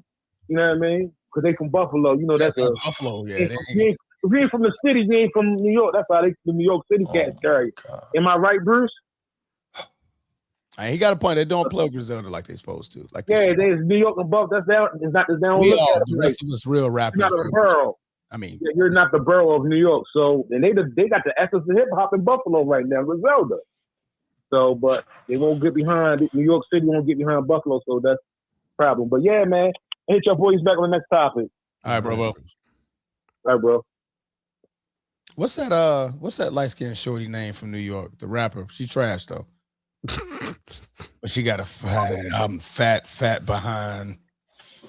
She like light skinned, short hair. Matter of fact, she just got into a fight with some Ice Spice. That's what New York stands on, man. All right, moving on to the next topic. Just wearing that oversized New York jersey, bro. Moving on to the next topic. Obviously, with the somebody had to win and somebody had to lose. So the loser was clearly the San Antonio Spurs, and a lot of people, Snead included, myself on some fronts, but not as many as Snead, and many other people are wondering what's next for Victor Wembanyama. A lot of people are not liking some of the things that they're hearing and seeing from Victor Wembanyama, and that's interesting. So we watched Wemby, and this is something that I actually thought about. We know that Wemby has had a years-long quote-unquote rivalry with Chet Holmgren. We know that we've talked ad nauseum about all the hype that he got before he even entered the league. Yeah. He got to do this. He's got to do that. He's going to be this. He's going to be that. And in fairness, is he a tremendous young player? I think we can all agree the answer is yes. In fairness, is there a lot more that Wemby still needs to do to reach the level of potential? Potential, thank you. Yeah, that everyone had kind of put on him, and the place they had already too early elevated him to. Yes, absolutely. So when we watched, we saw his first 2 years were kind of marred by injuries. This year was the first time he was able to kind of really get through, for the most part, injury-free. Played 65 plus games. Yeah, he had to because he won Defensive Player of the Year. Second team All-Pro, right? Or first team? For what? First this team, year? I think. First team All-NBA. Yeah. Yep. This year he was first team All-NBA. Yeah, that's what I'm talking about. Yeah. Okay. Yeah. So he's got the awards. He did a great job. He helped to carry his team, the Spurs, through the Western Conference and all the way to the NBA Finals. And he was the best player for the most part in the Western Conference. He was one of the best players in the league this year, probably due to his disproportionate impact on defense, right? He does have offensive game. He's got skill set, but that needs to improve, and we'll talk about that some more. But the question now becomes, after what we believe is a crushing loss, what's next for Wemby? And before I play some sound that I have from the post-game presser last night, what I thought was interesting when I really sat back and started to consider all this is that, is it fair to use the term loser for Wemby? And the reason I say that, for what we know, he hasn't won in these big moments in championship situations.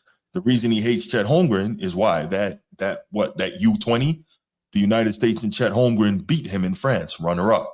Last year in the Olympics, right? Was it last year or 2024? 2024 in the Summer Olympics, he gets to the finals with France.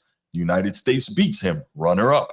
This year, 2026, no, it wasn't a curb stomp. No, remember Steph saved him late in the game? I'm just Oh, okay, cool. So USA, the one that you rooted against because you wanted to have the narrative against LeBron. Go ahead. I didn't root. Oh my gosh. Can we look? So anyway, moving right on jabs though. That's all right, man. I'm Ali, man. Don't worry about it. can move. Hey, Catch the don't like a butterfly, sting like a bee. So anyway, then you follow that up with he helps to get his team in a tremendous team effort and a great effort in some games by him to the NBA Finals. And in the NBA Finals, they end up taking that L. And so it makes me wonder, like, okay, when is he going to start winning in these situations? Like, do I want to call him a loser? I don't want to call him a loser, but if that was somebody else, I would be quite vociferous on how I'm talking about the guy not getting it done in these moments. So I got to hold Wemby to the same standard, right? Because there are a lot of people who were ready to anoint Wemby as best player in the world and best player in the league and this, that, and the third. The GOAT of all time ever, tomorrow, know, yesterday, right? Before, and later. And we simply cannot do that because he has not proved it. Okay, man, Dalmel, yes, but it's going to take more than that, and we'll get to it. But before we do that, what I'm going to do here is play some stuff. We got about 4 minutes from the post-game presser. And when I listened to it, I also noticed something I thought was very interesting that I'm going to bring up to you and get you guys' thoughts on it. But let's go ahead and play this. And you know what we do. We start, we stop, we start, we stop. All right, let's go. Yo, that dog is disrespectful, man. Jeez. All right, let's go. Victor, I know it's the end of a tough series. I'm just wondering if you can put into words what it was like to watch that team celebrate a championship on your home floor, and does that give you and the team maybe motivation, fuel going in to whatever's next? So the first thing I want to say here, as someone who's been in these press conferences, I don't know why he asked that question in two parts like that. He should have left it right at, how did it feel watching the team celebrate on the floor? Because you would assume that the next part of any great player would be like, well, that only gives us motivation. But you don't want to give the guy you're asking the question or the athlete, you don't want to give them half the answer. Thank you. What we call that is called a softball. That's what that's called. But why would you do that? Because journalism is dead. Yeah, you're right. These guys always say this long, drawn-out explanation and then say, can you talk about it? That's not a question. Right. You just told them what to say. Terror. It is. They are bums at what they do. You talk for 30 seconds. The player takes in whatever they can, and then you say, talk about it. Yeah, the hell out of here, bro. Yeah, I didn't like that. I would have left it at the first half and let him take it wherever he's going to take it as the athlete giving the response, because that's going to give you something better to work with when you're writing. My thought was always, and I'm not trying to make it about me, but my thought was always get the most interesting quote you can, because that's what the fans will gravitate to, right? So don't give him half of the answer, but let's hear what Wemby had to say in response. Now, this is the gap. He always takes his time and tries to answer thoughtfully. Nothing wrong with that. Nothing wrong with that. Compared to anything before, this is the biggest lesson of my life, the biggest learning moment. I can't tell exactly what the lesson is, but we're learning from that for sure. I'm learning. That's kind of weird to me. This is the biggest lesson of my life, the biggest learning moment. I can't tell you what the lesson is. That's kind of... That's more so probably because him thinking about it, he's trying to think about it. Like he's like, what do I say? It's probably something that he's going to be thinking about for several days, possibly weeks through the off season, and then, could have something more definitive. I think. Like him saying, like he didn't know, he doesn't know what's next. It's probably what he's trying to say, but he doesn't know how to say that. Like know. I got you. More than any other time in my life before. Victor, you've had quite the journey just over your first 3 years in the league. You went from the lean times to this stage and experiencing this. How do you think all of this is going to sort of shape your mentality moving forward? That's a good question. It's going to be all of it. Strange answer. All of what? Second row, right side. Who we are, it's what we're made of, plus our experiences. And this has been a hell of a year in terms of experience. I don't think we could have learned more and gained more experience in one playoff run and in one season, and personally in 18 months it's been hard and full of lessons.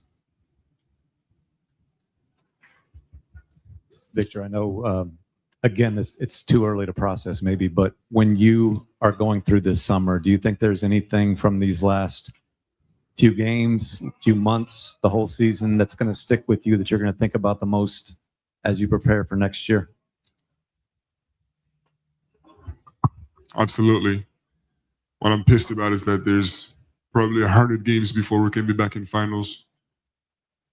Did not like that immediate response. You're confident, but I did not like that. There's going to be 100 games before we can be back in the finals. I know you don't know what he meant by that. Yeah, he's talking about he wishes. Yeah, he wants so badly to get another chance back at the finals. Yeah, he's like it's like 100 total. It's going to kill him this time of him trying to compete. But I get what you're saying, Bruce. I know what you see mean. where I'm going. Yeah, it's frustrating to me because what I think, Bruce, for granted that he'll be right back there.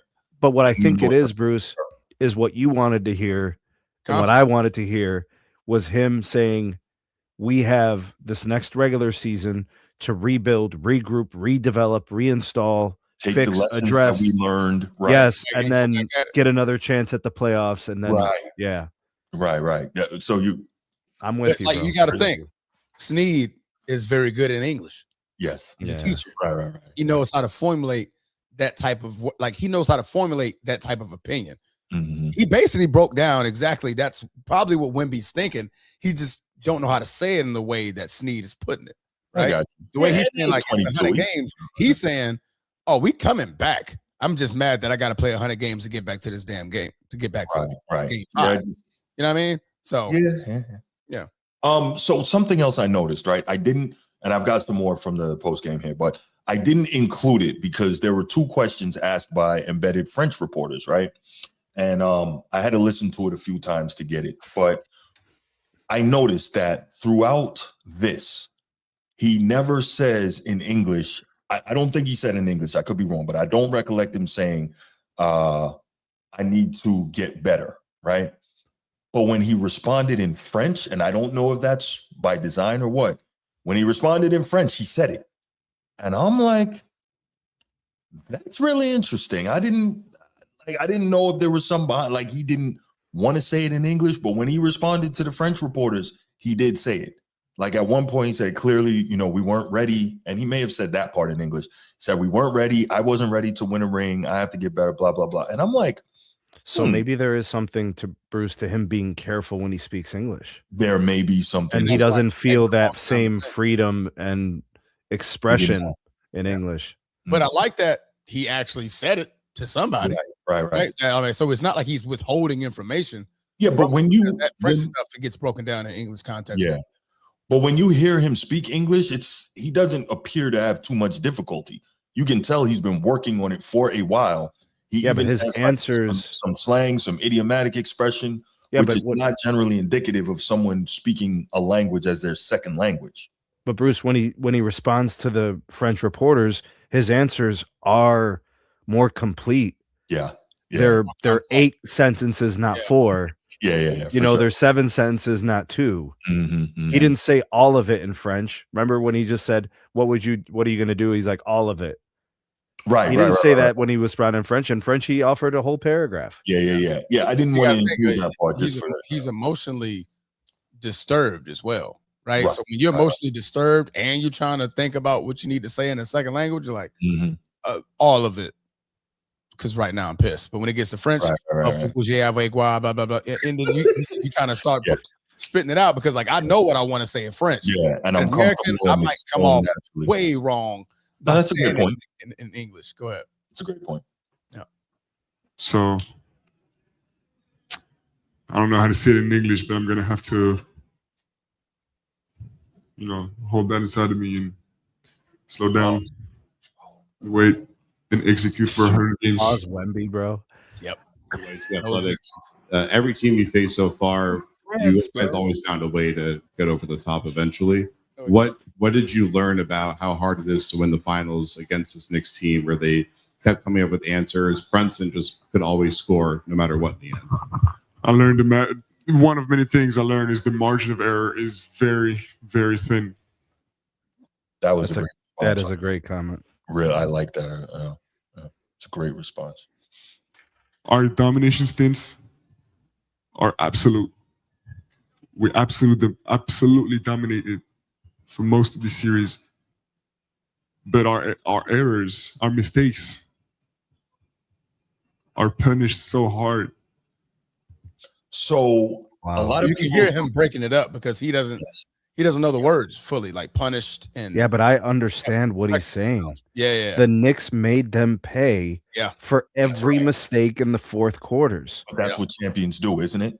Yeah. Correct. Yeah, that's what champions do. Again, shout out to the Knicks. So I thought that was very interesting, though, that he said that. A lot of people took umbrage with the fact that he said that, you know, they dominated for most of the series, but they did. We talked about it earlier, how the Knicks had to come back from double-digit deficits every single game. But Bruce, the most important thing is that he put that in there and then followed it with the second part. Yes. That is imperative that was included. Because if he didn't include it, then we'd be dragging him over the coals right now. Like James Harden and Kenny Atkinson. Crazy. Right. But no, and I do like that. And that shows to me some level of maturity that he was, you know, we dominated, but when we made errors, they got punished, you know. So that was very good. Let's continue. That we can't have ups and downs like this so much, you know. The ups are okay, the downs, it's the reason we lost. Vic, you mentioned the margin for error in this series after the fantastic regular season and the playoff run, and then especially the conference finals and winning that the way you did. Did it surprise you that margin of error caught up to you and that you guys weren't able to capitalize the way you had? Yeah, for sure. And it surprised me that every game has the same scenario. Every 5 games of the series had the same scenario. And how relentless we were in our mistakes and they were in punishing them. And again, he gives credit to the opposition there. You know, we kept making mistakes. They were relentless in making us pay for them. I think that was really good. I'm glad that, to your point, Sneed, that he did follow up. You know, the commentary was saying, but we blew it, and you know they showed us what it is. So that was good. But yeah, those are a bunch of his comments from his section of the post game presser. I thought it was good stuff. Like I said, it really stood out to me, the piece about him being a little more self-deprecating when he spoke in French. But again, that could just be, as Transformer and you said, the second language piece and the comfort. You know. But we can all agree, listening to him discuss and describe and explain, he clearly understands the game. Mm-hmm. He knows right now why they lost. Yeah. There really isn't analysis required. You're not asking questions like, how could this happen? How could this be? What happened there? Where was the breakdown? We know, he knows, they know. Mm-hmm. You know, so there's no questions going into the offseason. Right? Clearly, we're looking for a developmental jump in his game offensively. Mm-hmm. And then there's probably a couple other things for the team, but you know, that his answers are important because some of his previous responses were not smooth. You know, and I think people, you know, you analyze what people say because words have meaning. Mm-hmm. Absolutely. Okay, so now let's actually look at this and say, all right, we understand. I think we all understand Wemby has to get better.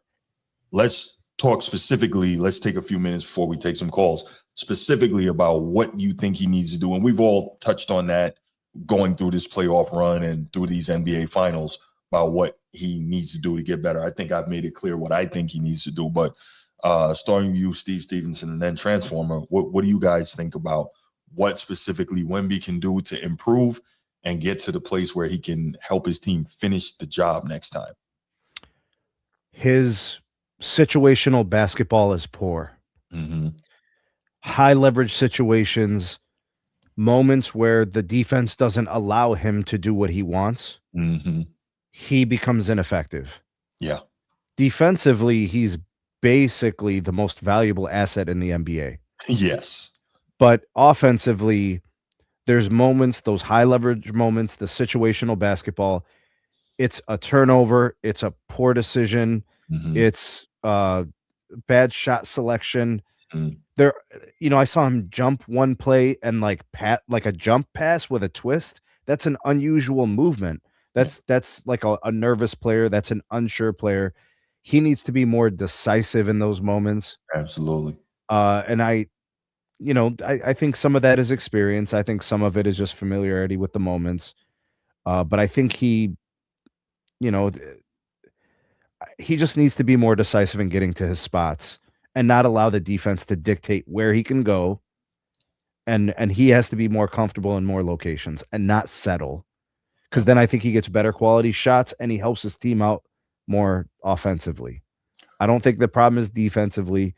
I think the problems are with the offensive side of the ball in fourth quarters and high leverage moments. Sure. Question before we get to your real quick Transformer question. Is it to me or to Steve? It doesn't matter, whichever, whoever wants to answer. Do you think it's less that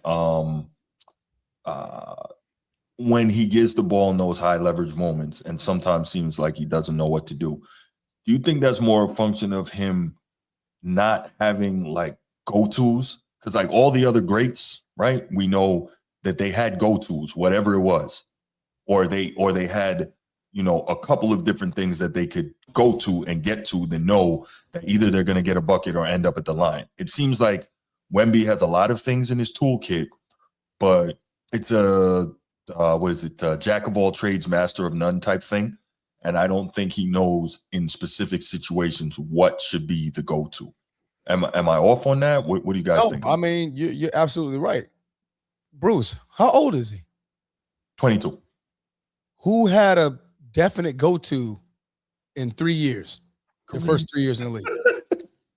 Kareem. You just named one out of thousands and thousands of players, right? So, I mean, he can't. Will he? Well, by 22, Kobe had it. Kobe was still polishing up though. He was 5 years in, so yeah, you know what I mean. So when you look at you got to also he did get drafted at 18, right. But Wemby's only been in the league for 3 years. This is an American sport. It's different rules than playing overseas in international basketball. So as he develops, I think that's when he will create one, right? I mean, he will find something that's particularly for him. Me personally, I love that 18-footer that he puts up. That's a beautiful shot for him where he's just not, when he catches it and he just goes straight up, right? Goes straight up because first of all, nobody in the league is tall enough to block it, right? So the proof over in the post. Go ahead. So the proof is not the go-to move. It's getting to a spot because he can't be blocked. So if he gets to a spot, then he can get to the shot he wants. Exactly. Right. Which I think his perfectionist is the 18-footer. I've seen a lefty running hook from him. Right. I've seen a right-handed dunk from 15 feet away. He takes 2 enormous steps. And then he just leaps for the back. And then he leans. Yeah, it's the spot that's more important. So when Mitchell Robinson was meeting him at the 3-point line and saying, nope, you ain't going anywhere. Or he already got to the elbow and he said, all right, fine, you're here. You ain't going nowhere else. Yeah, Cat. Right? He could move Cat too. When he bumped into Cat was pushing him the other way. Like, you're not going nowhere, bro. It is 100% the spot. When he gets comfortable and gets to his locations, he has confidence that he could score. Soon as he's not able to get to his spot, it gets really challenging for him. He ends up settling for step back threes and low percentage shots. Correct. That don't make him special. Wemby taking threes, it doesn't matter if you're 7'5" or 6'5". 33% is 33%. Correct. It doesn't matter if you're a center or a power forward or whatever glorified label you want. It's 33%. What are you shooting the postseason? It's probably lower. Now he shot 34%. 34% this postseason. Whatever. What's special about 34%, Transformer? Not much at all. Not much. And step backs, just to add the difficulty, right? That are challenged. Yeah. or walking into a 27-footer, you're bailing out the defense. Mhm. You're not bending the defense. There's no stress. They're not worried. And They say thank you. This pushes me to my response to Bruce's previous question on what I think Wemby should do. Mhm. And here we go. I want you to look at this, Wemby. Yeah. And look at the result. In the first half, you all gas, no breaks. But in that second half and after the game, it hurts, right? Mhm. Take that message, Victor Wembanyama, and get your bitch ass in the gym. Take that message and get your bitch ass in the gym. Hey, Excuse my get out French. there and train him. Get out Wink, there and wink. train him, brother. Hey, Wemby, I would train. What? Wemby, I'll be in San Antonio quicker than you can say, you're. Yeah. You know what I mean? So, And I'll say go that all do to the French say- reports. yeah, absolutely. I'll go to France with you. I'll be over there eating crumpets and, whatever your coach is with, I'm with it. Man, croissants. Let's go with that. Croissants. There we go. You know what I mean? I'll be over there. But no, in all seriousness, in order for him to Snead's point, get to his spot, Mhm. I need to get stronger. Yeah. After Absolutely. the game, if he knew how to say it in American, his response should have been, well, after my workout, I'll figure it out. Ooh. They'd be like, what do you mean? Oh, I'm working out after this press conference. Mhm. I'm going straight to the gym. You should do Right? it for these exercises. He's going to need to organically put 8 to 10 to 15 pounds over the next couple of seasons. He's going to have to put that on, right? He's going to have to increase his stamina. He's going to have to increase that motor and regulating his energy output in the first half. Transformer. Regulated because he's super gassed so fast. He's hyperventilated, right? And he's using so much energy so early. How much of that is quarters? Go ahead. How much of that is not knowing how to regulate your expenditure and trying to set the tone for your team? No. Here's the problem. He has never had to do this before. Right. He's averaging He's 29 never been to minutes the NBA in the Finals. regular season. He's never gone this far into a season. He's never done any of these things. Yeah. So you it's jump from 29 to 43 minutes a game. You will feel it. Will feel it. The discussion about him being 22 is that he has yet to become who he is. True. Going to be required in this type of situation. Game 100. Right? 82 regular season games, then you got to win 16 to be a champion. Sure. So but like he knows now. Yeah. Now he knows. what it takes. He knows how it feels physically and mentally. Absolutely. Yeah. So I mean, you're gonna do that by you're gonna have to put that weight on.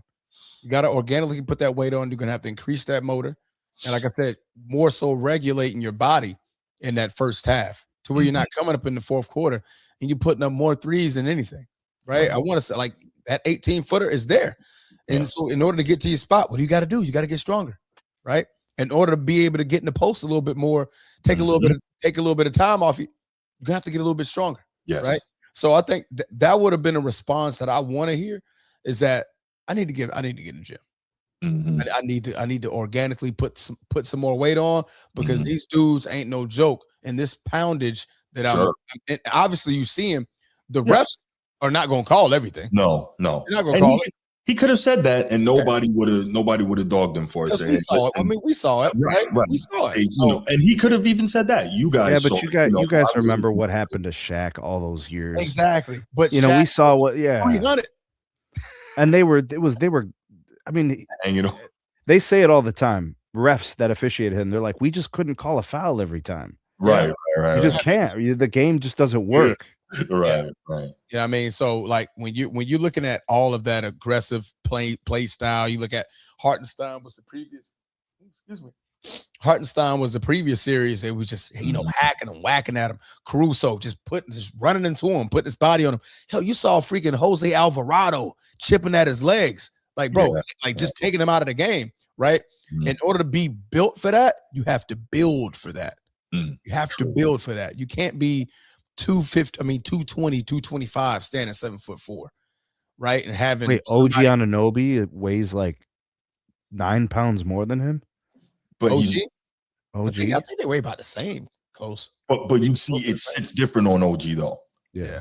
And was he OG's like 6'8", 6'9", not 7'5"? So, you know, that the build sits very differently. And you can tell OG's in the weight room. You can see it in his shoulders and across his back and on his traps. Like you can see he's got a bigger build. So the strength is I got him at 240. So OG weighs more than him. There you go. OG Yeah, does. Wemby's what, 235? You know, OG's comp out of college was Kawhi Leonard. I could see that. I could see that. His comp was Kawhi Leonard coming out of college. Yeah, I can definitely see that. You know, San Diego State, if you remember how Kawhi Leonard was, it was this great defensive player, offensive game needs polish. Yeah, for sure. And that was OG's same scouting report coming out of where the hell did he play? Toronto. No, as in college. I forget college. where he played in college. What did he play? But anyways, he had the same comp. That was his comp. Yeah. And kind of becoming that player, right? He's kind of becoming that a little bit.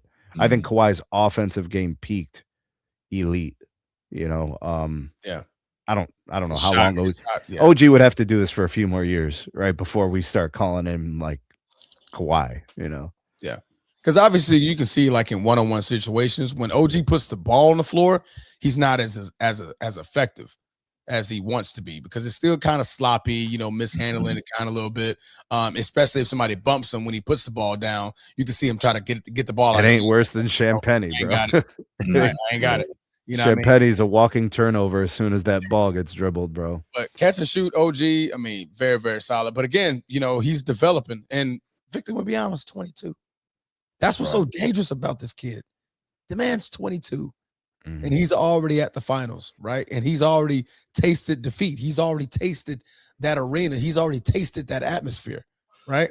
You know, what is like in what he's been displaying over this last two years, he wants it. I want this. You saw it at the freaking Olympics. I want this. You saw it at the All-Star game. I want this. You see it now. I want it. I just wasn't able to get it. I still need to work. But I hope behind closed doors and when he tells himself the truth, he said to himself, if I was better, we were better. Absolutely. Well, I hope he's willing to admit that to himself because he doesn't have to say it to us. We know how these guys are. But internally, as long as he says that to himself and he believes it, well, I think he could make his next step. He said it publicly to the French reporter, so I don't doubt that. Also, he said it in his third language. He said, you know, publicly, he was like, you know, to be honest with you, De'Aaron Fox was trash. I think he said it. Did you guys not hear it? That's tough, bro. Yeah, he said De'Aaron Fox was trash, man. I don't know if you want to do that. Yeah, I don't think he said that.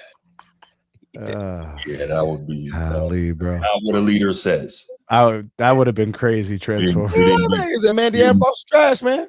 We didn't get enough from the guys. We had to go find them at a casino in Vegas. We had to go get them. Hey, bro, what are you doing? So before we open up the phone lines on this, man, I got a question. What does Ed Dog mean when he says because he played soccer? What is that? Who played soccer? I guess he's saying Wemby played soccer. But by the way, Wemby was not. Your motor. He wasn't a back. He wasn't a midfielder. He wasn't a defender. Wemby was a goaltender, much like Elijah. That's different. You ain't doing nothing. Right. That's very different. So I'm not really sure what was the point of that statement. I mean, comparison, yes. Comparison to who's in the NBA. You know how you ever played 2K, C boy, CE boy, say E boy. Correct me if I'm wrong if I'm butchering your name. But you know when you creating your my player, and by the time you're done, it gives you 3 players that you're comparable with. That's what we mean. Mm-hmm. Yeah, comparison. Thanks for helping out for those Ibonics. Appreciate that. How can I help you, Ed Dog? Uh-oh. Good afternoon, sir. What up, Transformer? What up, Sneak? What up, bruh? What up, man? How you fellas doing today? Salute. So, I said only because he was a soccer player. I was talking about Hakeem Olajuwon. That's why his footwork was so tremendous. That's what I was saying, sir. That's what I was talking about. Oh, so you Yeah, I'm a truth teller. I am very respectful on that platform, like always, and in the chat. Bruce, what's that? You got what? Cricket or something on your phone? I mean, what's all that static? You said you're a truth teller and you're very respectful. Oh my God, get to the point, Eddie. Okay, yeah. Oh, anyway, so look, fellas, I had asked in the chat. Well, Sneed, I will ask you, sir, because you the Cavs fan. Both of these players was 22 when they went to the finals, and I asked in the chat, who had a better supporting cast? Was it the Spurs, Victor Wembanyama, or LeBron James, Cleveland Cavaliers, 07? Or something else. Who had a better supporting cast? Yeah. The Cavs had a better supporting cast. Well, how come they couldn't win one game? They did win one game. They lost. Oh, you're talking about the Cavs? With the Cavs. Oh, the Cavs and Cavs. The Cavs. The Cavs. I thought I was talking to Steve, not Bruce Hope. I mean, what's going on, bro? The Cavs lost games by 2 points, 3 points, 1 point. I think there was one game that was a double digit. I would say LeBron's turnovers and poor shooting probably costed them at least one game. I don't think the Cavs were going to win the series.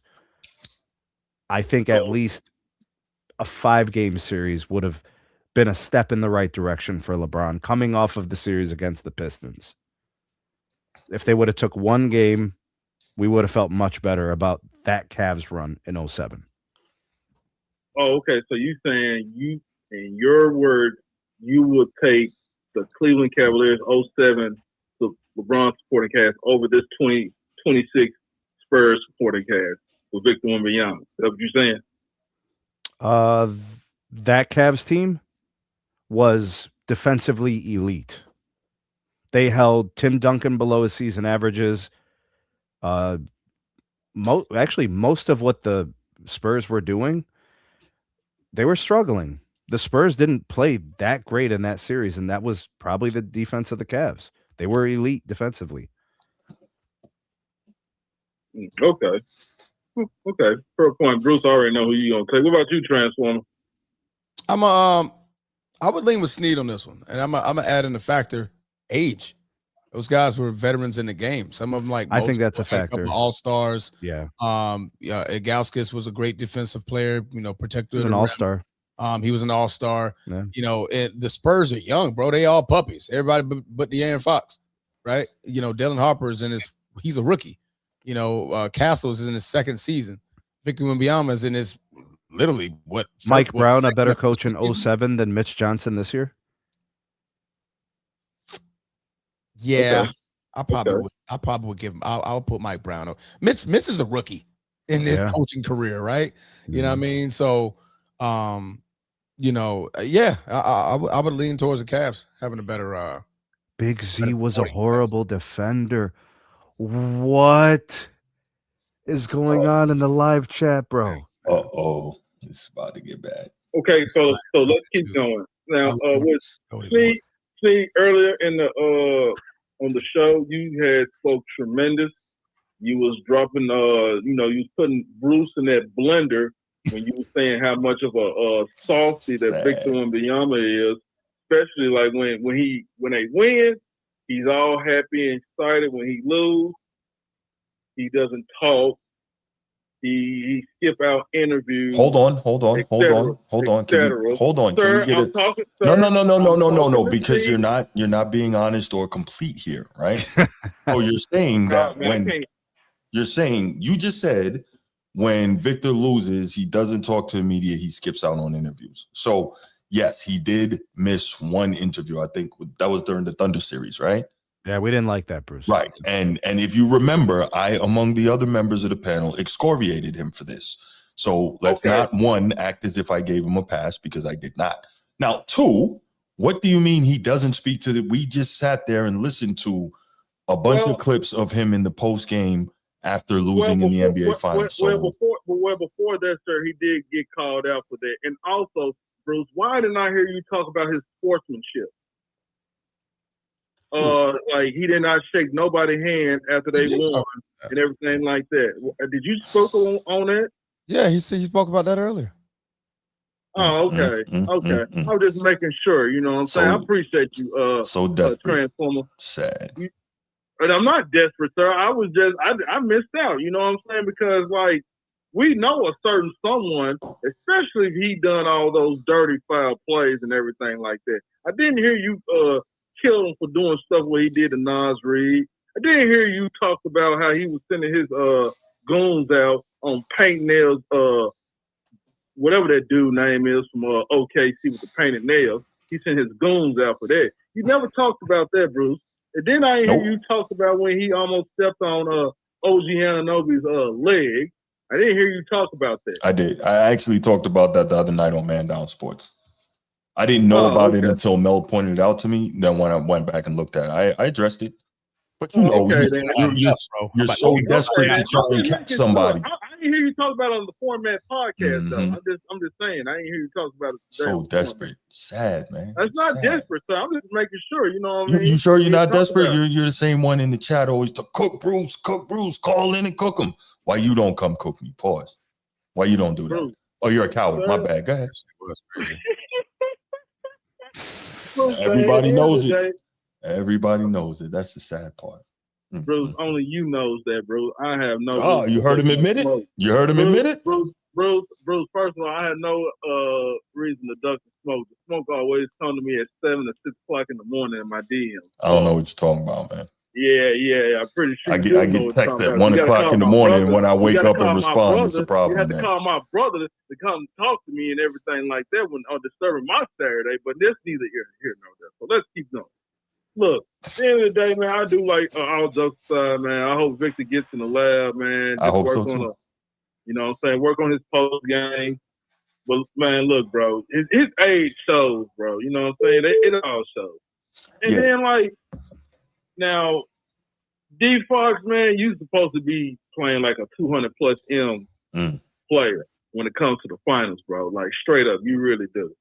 I ain't gonna put all the blame on him for the finals. Right. You know what I'm saying? Because he did play good in the Portland series, the Minnesota series.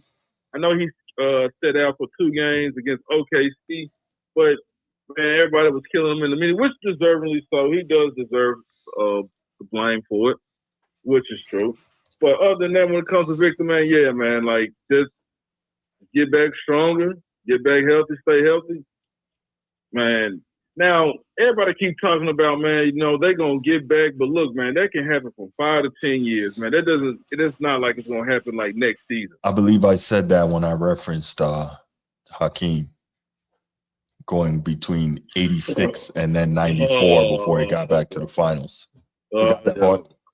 I know your ears close every time I mention. That's it. Let's keep the show moving. Yeah, let's do that. Yeah, thank you. Ahead, no, we getting calls, but they want to, you know, you out here yapping. Okay. Yeah, disrespecting history as if things just have happened. A wonderful evening. Have a wonderful evening. I know Bruce cannot help but keep cutting you off, Steve, bro. I got your back, bro. 100. Be safe, bro. You be you. Yo, Nino, why are you coming for me, bro? What is this? Why, Nino, bro? appreciate the super chat. 999. Nino says, Sneed put that bottle down. My man says Sneed is out here giving in to his desires on the Format Podcast. What is it? Cape Cods? Y'all off them Cape Cods, bro. Not me. I already know. I know you don't get down like that, Sneed. Yeah, that's crazy. Sean from Cali, what's good, man? Man, what's up, guys? What's going on? What up? I was trying to call in about the Knicks, but I'm just gonna say briefly, congratulations to the Knicks, you know, for making a historical performance, especially with Jalen Brunson on the last game. It was awesome. It was the best final series of this decade, even more so than even the 2021 final series with the Suns versus the Bucks, and I like that series a lot.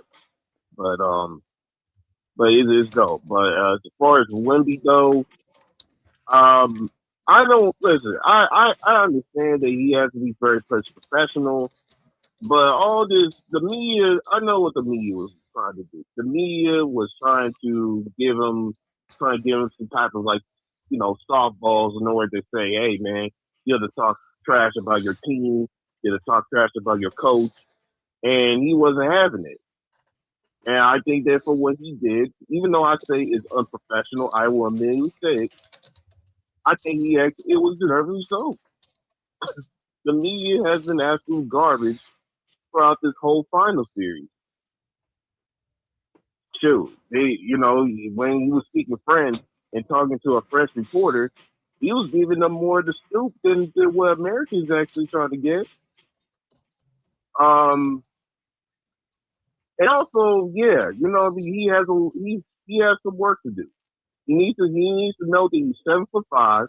You're not 6'6" or 6'7" or 6'4". You are 7'5" giant, and you supposed to be being the post at times when they need you. Like shit on a certain situation where you supposed to be in the rebound, not Stephon Castle at that last possession. You supposed to be in the rebound, or you should be not even be shooting too many for 3-point shots. You should be shooting mid range. Like long twos is fine. Like I love his versatility, but at the same time I look at it as a weakness.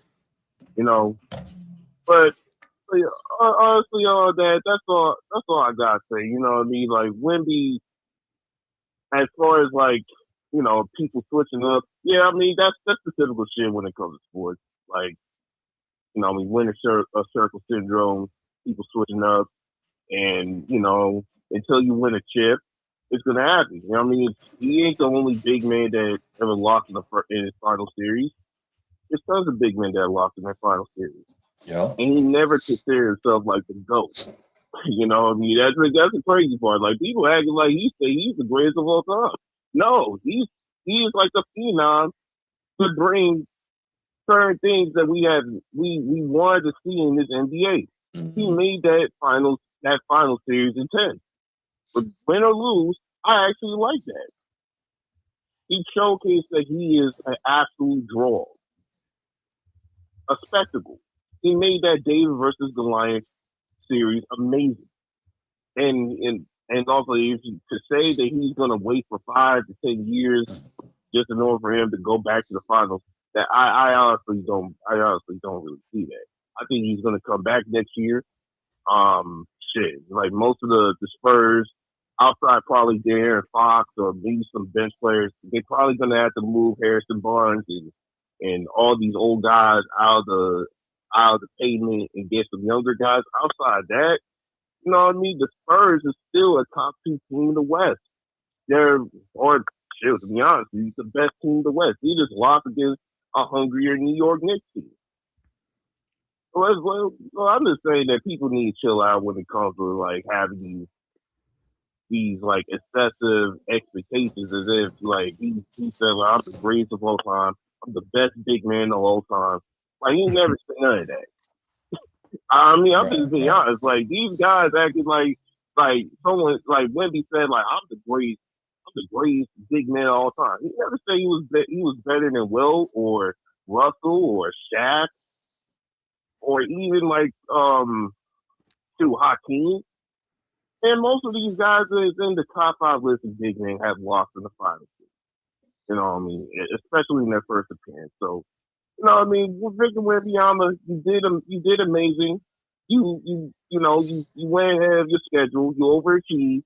Yeah, you were a loser. You know what I mean? You didn't win a ring, but you overachieved.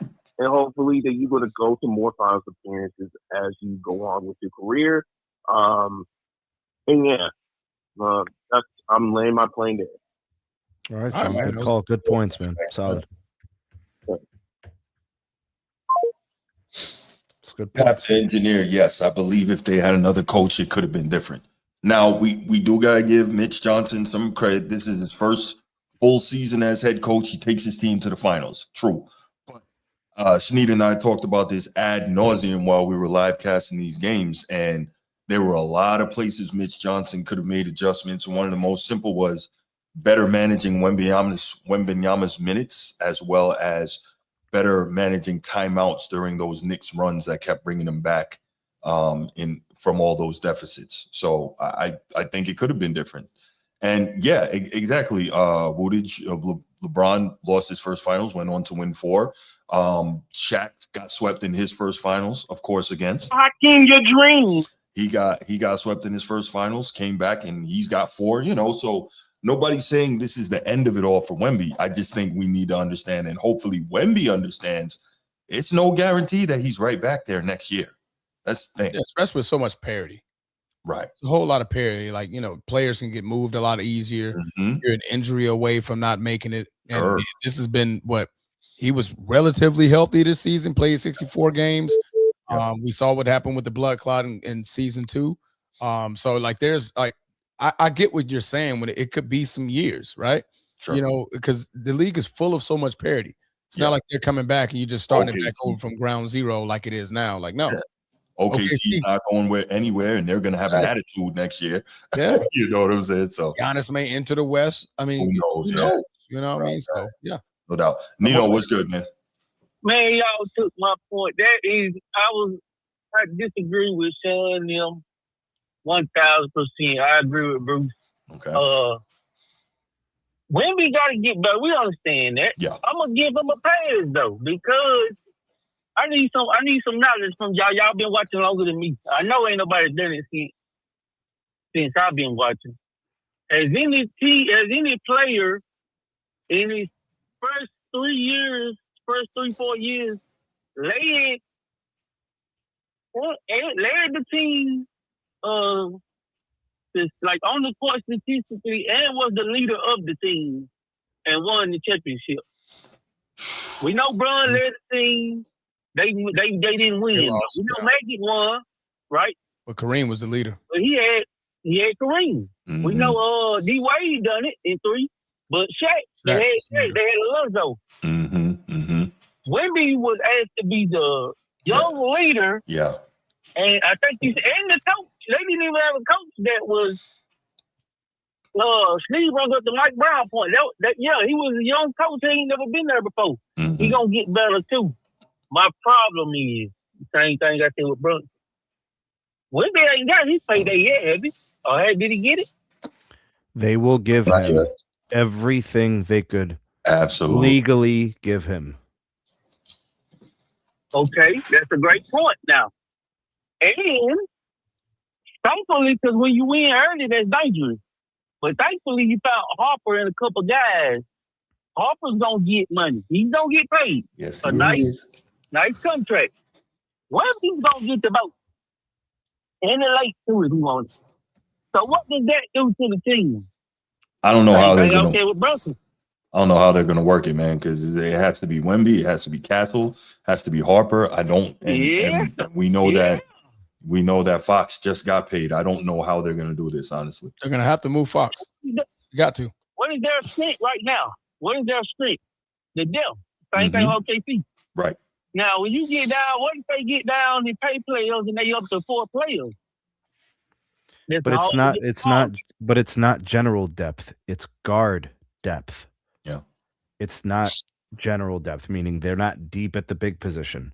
They're not deep at the forward position. It's the guard position specifically, or the guard position. I mean, what if they pay Castle, Harper, and Wemby, and all the money is tied up to them 3 mostly? Yeah.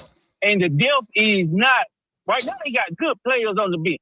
Yep. When you get the top players paid, unless you find some veterans that just trying to win, you got some not so good talent coming on the bench. What if that happens? So I'm with Bruce. He got to be careful thinking he just gonna walk back to the fountain. Right. I believe he thinking, because I would think the same thing. Sure. They all do. They all do. Yeah. Now, what I believe the Spurs need, because I think we getting caught up again with this singular player. I asked for Kyrie Irving. I asked for a guy that can, because I think that was Sneed's point. They need a guy that can control the game. Because the Spurs was they was winning. They had major leads in these games. They could have won a lot of these guys. I hate saying it. I know we hate saying they could have won. They supposed to won one for sure and could have won a lot of them. The coach is young. They need there's no true point guard in the league, is it? They ain't gonna get Halliburton. So what point guard can they get? They don't need a point guard. No, yeah, I'm supposed to say they definitely don't need. They don't have a guard problem. They got a forward. I mean, they have a. I would say they have a Fox problem slightly because he's making a lot of money and he was the worst playing guard in the series for them. No, and it's not even close. He's supposed to be the point guard. No. When I'm saying point guard, right? I am too. Y'all saying Dylan Harper, right? Right. He's a point guard, but I'm talking about the point guard we know. He ain't. I don't think Dylan Harper's that guy. Steph Castle plays point guard. In the finals, we saw Dylan Harper play point guard, and De'Aaron Fox play point guard. They have flexibility. They have optionality at the guard position. I think Nino's asking He for. ain't understand what I'm saying. Tell him for me. Yeah, he's looking for more of a traditional, slow things down, steady to pace type point guards. Castle's a gunner. Harper's a gunner, right? He's looking for more like a Chris Paul. Like somebody like a strong veteran to slow down. You're saying you would be moving some. So you're basically saying you would be moving whatever they have going on to move for a traditional point guard. Yeah. Yeah, or a guy that we know can do that. I believe Tyrese can do it. A guy that would have said, "Hey, we up 15. Wemby, take your ass down that block. Don't shoot now, another 3." But let's be clear about this, though, Nino. They brought in De'Aaron Fox for this. Yeah. Let's just make sure we're clear that's what they thought they were getting with him. They just didn't get it with him in the finals. I get your point then. Well, he ain't got it then because Chris Paul. Now, whatever we say about Chris Paul, that one game there, Wemby shooting them 8 threes in a row, he would have never allowed it. I believe Kyrie Irving is the guy. Whatever they got to do to get Kyrie for D Fox, the money is close. They'll make it work. Their interstate rival is going to just give them Kyrie Irving? Yeah, that's a great point. For they might like D Fox. D Fox can get the ball to play. Everybody just saw what we saw, Nino. That's tough. Yeah, that's tough. But I'm just saying a guy. Because if not, Wemby's not a bucket getting. They need at least a bucket getter in the clutch. They needed one. Fox ain't. If Fox, do y'all agree with this? If Fox not penetrating and Wemby got the ball and he was the worst shooter on the Spurs. He's not a spot up. He cannot spot up shoot consistently. So basically, if he don't have the ball in his hands creating, he really can't do much because he's not. He can't really shoot that 3, that stand up 3. Right. So, but the point I'm making, I agree with Bruce and everybody else that agree with it. Wemby got to be careful. Nah, you're absolutely We got to right. be real careful. No doubt, no doubt. Well, I appreciate the call, brother. Let's get Bruce on the line, and then we'll get to this last topic, man. All right, Nino. Thanks for the call, brother. Bruce. All right, last call on this topic. Bruce and Bruce only. Let's hear from you, and then we will go on because I'm sure Sneed has some great thoughts on the next topic, and I can't wait to hear him. Yeah, Bruce, waiting for you, brother. Yeah, we got to talk about Brunson's place in the top 5 of the league, man. Big shot Brunson? Mm-hmm. You talk about the Brunson burner? Top 5. Top 5, you say? Well, the topic is top 10. Like, is he? Oh, no. You want to? We'll try. We'll try to make the case. What's up, try. Yeah, so I'm reading off topic. What Wemby got to do next? First of all, I'm gonna ask Transformer this question. You being a guy who personal train, into diets and nutrition, what nutrition plan would you put him on, and what workout regimen would you put him on to strengthen his base? Well, that's confidential information. One, because I'm not giving out free information over Right. That's why I'm a paid personal trainer. He is the Transformer. I am the Transformer. So I'm not going to give out free advice. I could go to Chat GTP, the chat, and get it the same way what you gonna say. So I'm asking you. Actually, that's horrible. If you're using if people using Chat GPT for personal training, you already lost. You behind the 8 ball.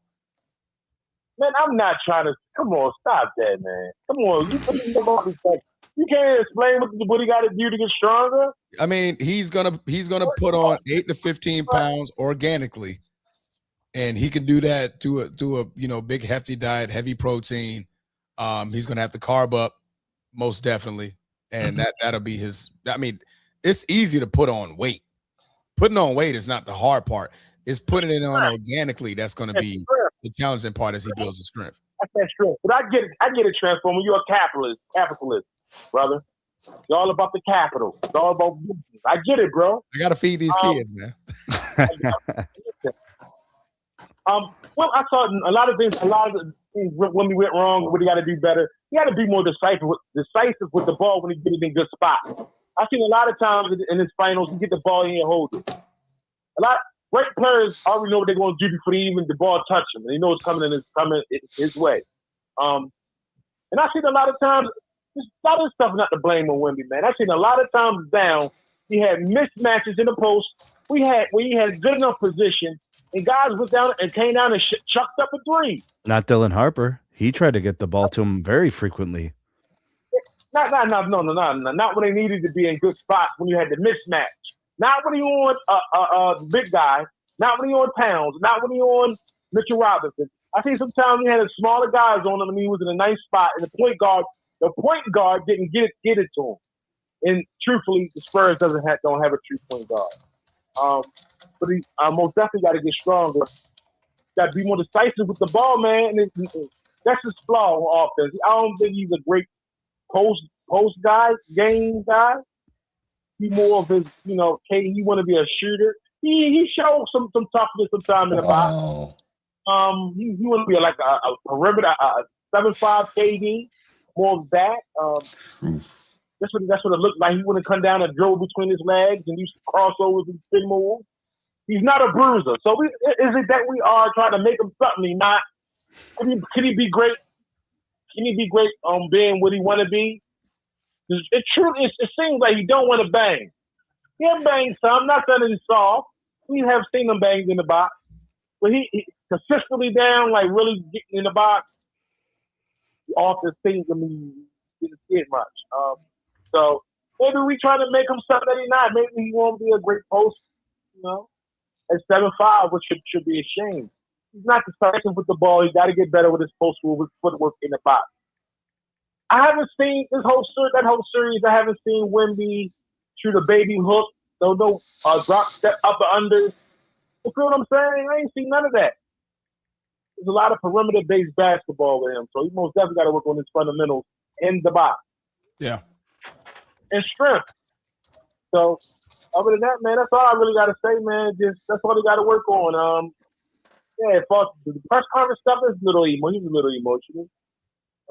So, you understand, everybody talk when he walks off the court without shaking hands. I mean, hey, that ain't no big thing in the NBA for real. You don't know what they did behind closed doors. So, other than that, man, go ahead, man. Last topic. Absolutely, bro. Good call. All right, Bruce. Yeah, I agree. I think Wemby's going to be a hard gainer, bro. Yeah. I think it's going to take him a few seasons to. I don't know if the end game is 260 pounds. It's going to take several years. Oh, absolutely. It's not going to happen in an off season. Mm-hmm. He's going to have to, I think, embrace the weight room. Yep. And get comfortable just eating a lot frequently. Extra meals, extra snacks, extra carbs, extra protein. Yeah, he should have meal replacement smoothies and shakes 3 times a day on top of whatever food. It's just that's what it's going to take. And the powerlifting is going to be important. He needs to. It's the power movements. It's the snatches, cleans, deadlifts, squats. It's going to. I'm almost positive he doesn't do those often enough. There's just no way. No, true. Before we move on, just one last thing. Devin Vassell reveals that Dylan Harper was upset with playing time after the Spurs lost to the Knicks. Yeah. He said the first year standout was upset with playing time in different roles he was in, but persevered. So he saw what we saw. He did everything his coach asked him to, Transformer. Why was Dylan Harper on the bench? when Darren Fox is messing up the game. But continue.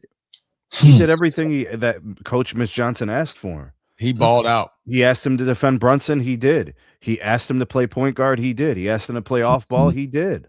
He asked him to sit on the bench for D Fox. He did. Didn't he? He was the leading scorer in the last game, wasn't he? Of course he was. He was the leading scorer off the bench. 25 points, 10 for 19 from the field. But D Fox played more minutes, didn't he? Yes, he did. Of course he did. Of course he did. What the hell do we know, dog? Not a thing. Nothing. That's why we're sitting here and they're getting paid. So I'll be in France with Wemby, though. We got this next topic. Last one. Yes, all right. Absolutely. Let's take the show home with this last one. I think this is one of those things, Bruce, that you know the discussion's going to happen. Okay. Now that Jalen Brunson has won a championship and an NBA Finals MVP, it's going to place him in a discussion with the top players in the league. I think the best way to do this, for the sake of entertainment purpose and the ease of comparison, is to look at Jalen Brunson's perceived place in the pantheon of great players in the league and then compare him to each one. So, consensus, he is now, without a doubt, a top 10 player in the league. Do I have any opposition to this? Not for me. That he's a top 10 player in the league? I'll name some players if you'd like, Bruce. Sure. Top 5. Who's better than him? Is Nikola Jokic better than him? Yes. Yes. Is SGA better than him? Yes. Yes. Is Giannis better than him? Yes. Is Luka better than him? Yes. Yes. Is Steph better than him? Right. Steph is getting older, man. Because consensus places Steph at number 5 in the league. Number 5? 5. He's not 5 anymore. Yeah, not right now. No. These are the things that I don't understand, bro. They got Steph in the top 10. Where do you get this from? If you just do a quick Google search of the top 10 players, Steph is in there. Are you saying top 10 current players? Current players, yes. Yeah. Current. Yes, current. The list I made, Steph can't be any higher than like 8. Okay, so you got him in the top 10. Yeah. Okay, but Jason Tatum. Yeah. Better than Brunson? Yeah. I would take him off the list. Kevin, you take Tatum off the list? Yeah, for now. I need to see him in a full season. Okay. Yeah. They still have Kevin Durant as a top 10 player. After that after that postseason, I'm not putting them in my top 10 right now. Anthony Edwards? Jalen Brunson or Anthony Edwards? I'll take Brunson. Yeah. Devin Booker? Brunson. So I think between the three of us, we have Brunson replacing Wemby, at least 3 or 4 of those guys. You didn't mention Wemby. Oh, okay. So and then Wemby's in there. Yeah, Wemby's in there. Okay. I'll be remiss. I'll probably take Jalen. I'll put Jalen Brown in that top 10. I was just about to say that. Like Jalen in there. Cade Cunningham. Okay. I'll argue he could be in the top 10. Jalen Brown. So what I would have done if I was looking at this is I would have looked at the MVP vote getters, right? Yeah, who was getting nominated and who was getting votes. And I would place those guys ahead or with Jalen Brunson. A couple of things to consider with some of those players. Luka Doncic and Jalen Brunson kind of have the same role on their respective teams. Pretty much. That's an easy comp. When you line him up with guys like Giannis, it gets more challenging because Giannis plays elite defense. Very elite. Joker is the do-it-all offensive player for his team. Correct. So his numbers are gaudy, right? Just constantly racking up stats. Yes. So statistically, he'll look more dominant than Brunson because he scores like Brunson, but assists like an elite point guard, right? The assist numbers are very high. So people will fall victim of that, I think. I think it's a lot closer than people know. Joker and Brunson. I think it's closer than people realize. Excuse me. I think Jaylen Brown is better than Jalen Brunson. I think so Yeah. too. Because of the value on the two sides of the ball. Exactly. Right. But I mean, and I think Anthony Edwards as well. I think he's valuable on both sides of the ball. slight edge, but it's like 5 guys. 5 guys might be clearly better than Jalen Brunson based on outcomes and outcomes only. Because here's what I'm looking at. Joker is a champion and a multiple-time MVP. SGA is a champion, multiple-time MVP. Giannis, same thing. The rest of these guys are one-time champions but lack MVPs.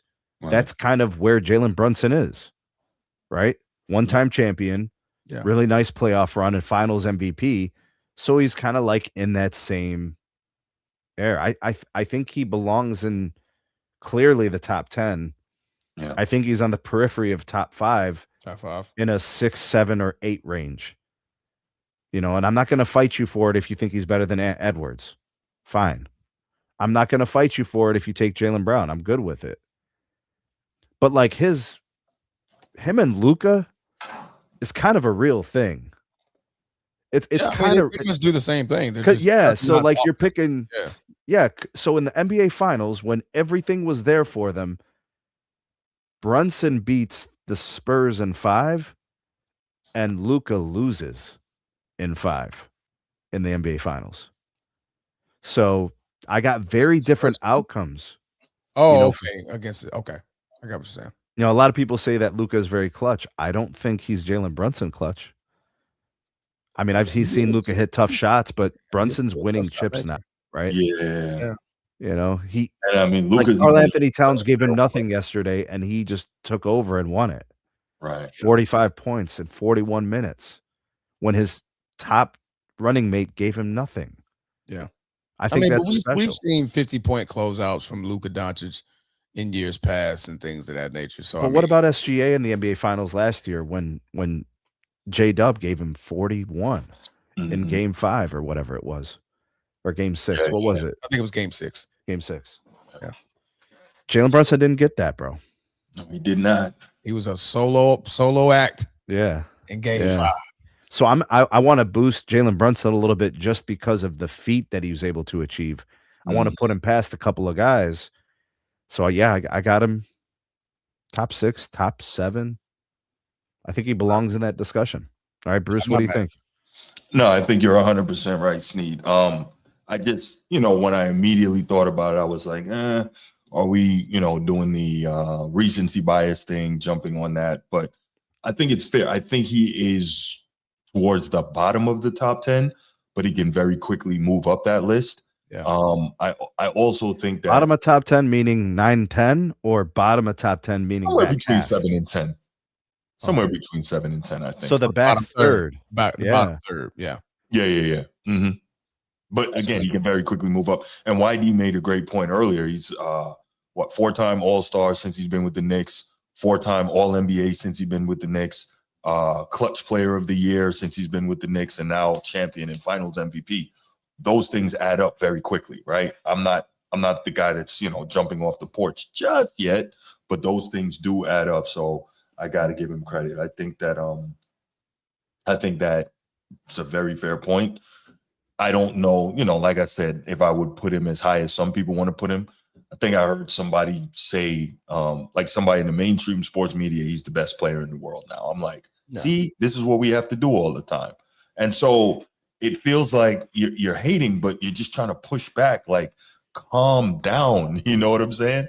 But I think you did a pretty fair job in the way you lined that up, Sneed. He's second team All-NBA for 3 straight years. Mm-hmm. Do you think he was outside the top 10 before this season? And now this season puts him into the top 10 definitively? No, I would still say he's probably still around that same area in the bottom 10. So this didn't move him for you. I think he's definitively there, though.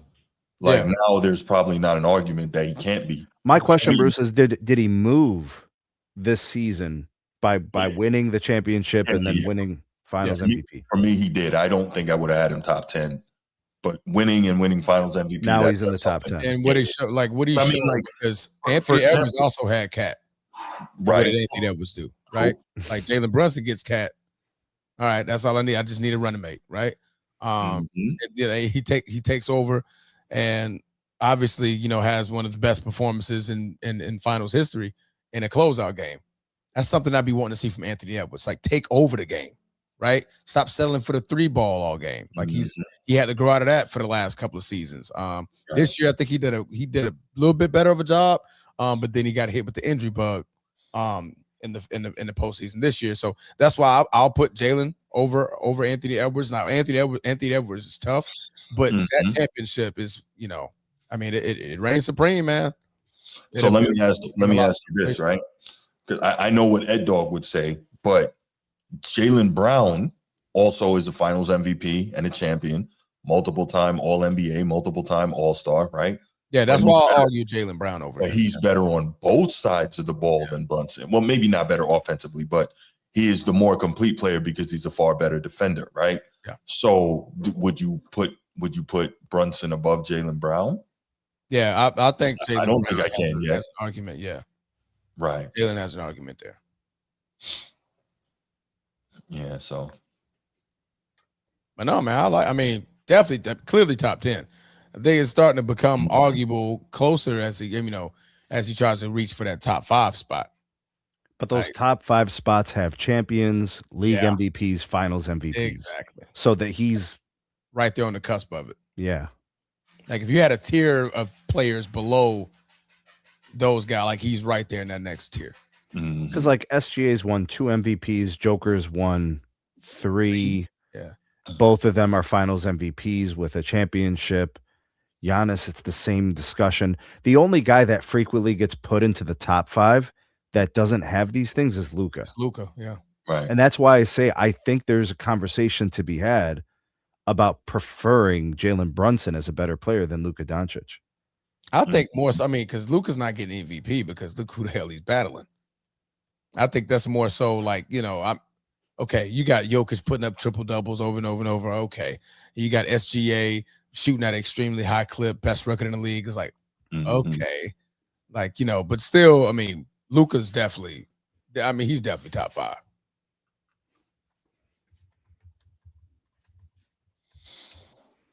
Cade Cunningham is climbing up that list, though. Oh, yeah. Cade, I'd say Cade. It's fair to put Cade in the top 10 because I think he does a lot on both sides. Yeah, big time value player, facilitator, right? Leads great and stuff like. Yeah. I'm with you there. Yeah, I can't believe I didn't think about that. Yeah.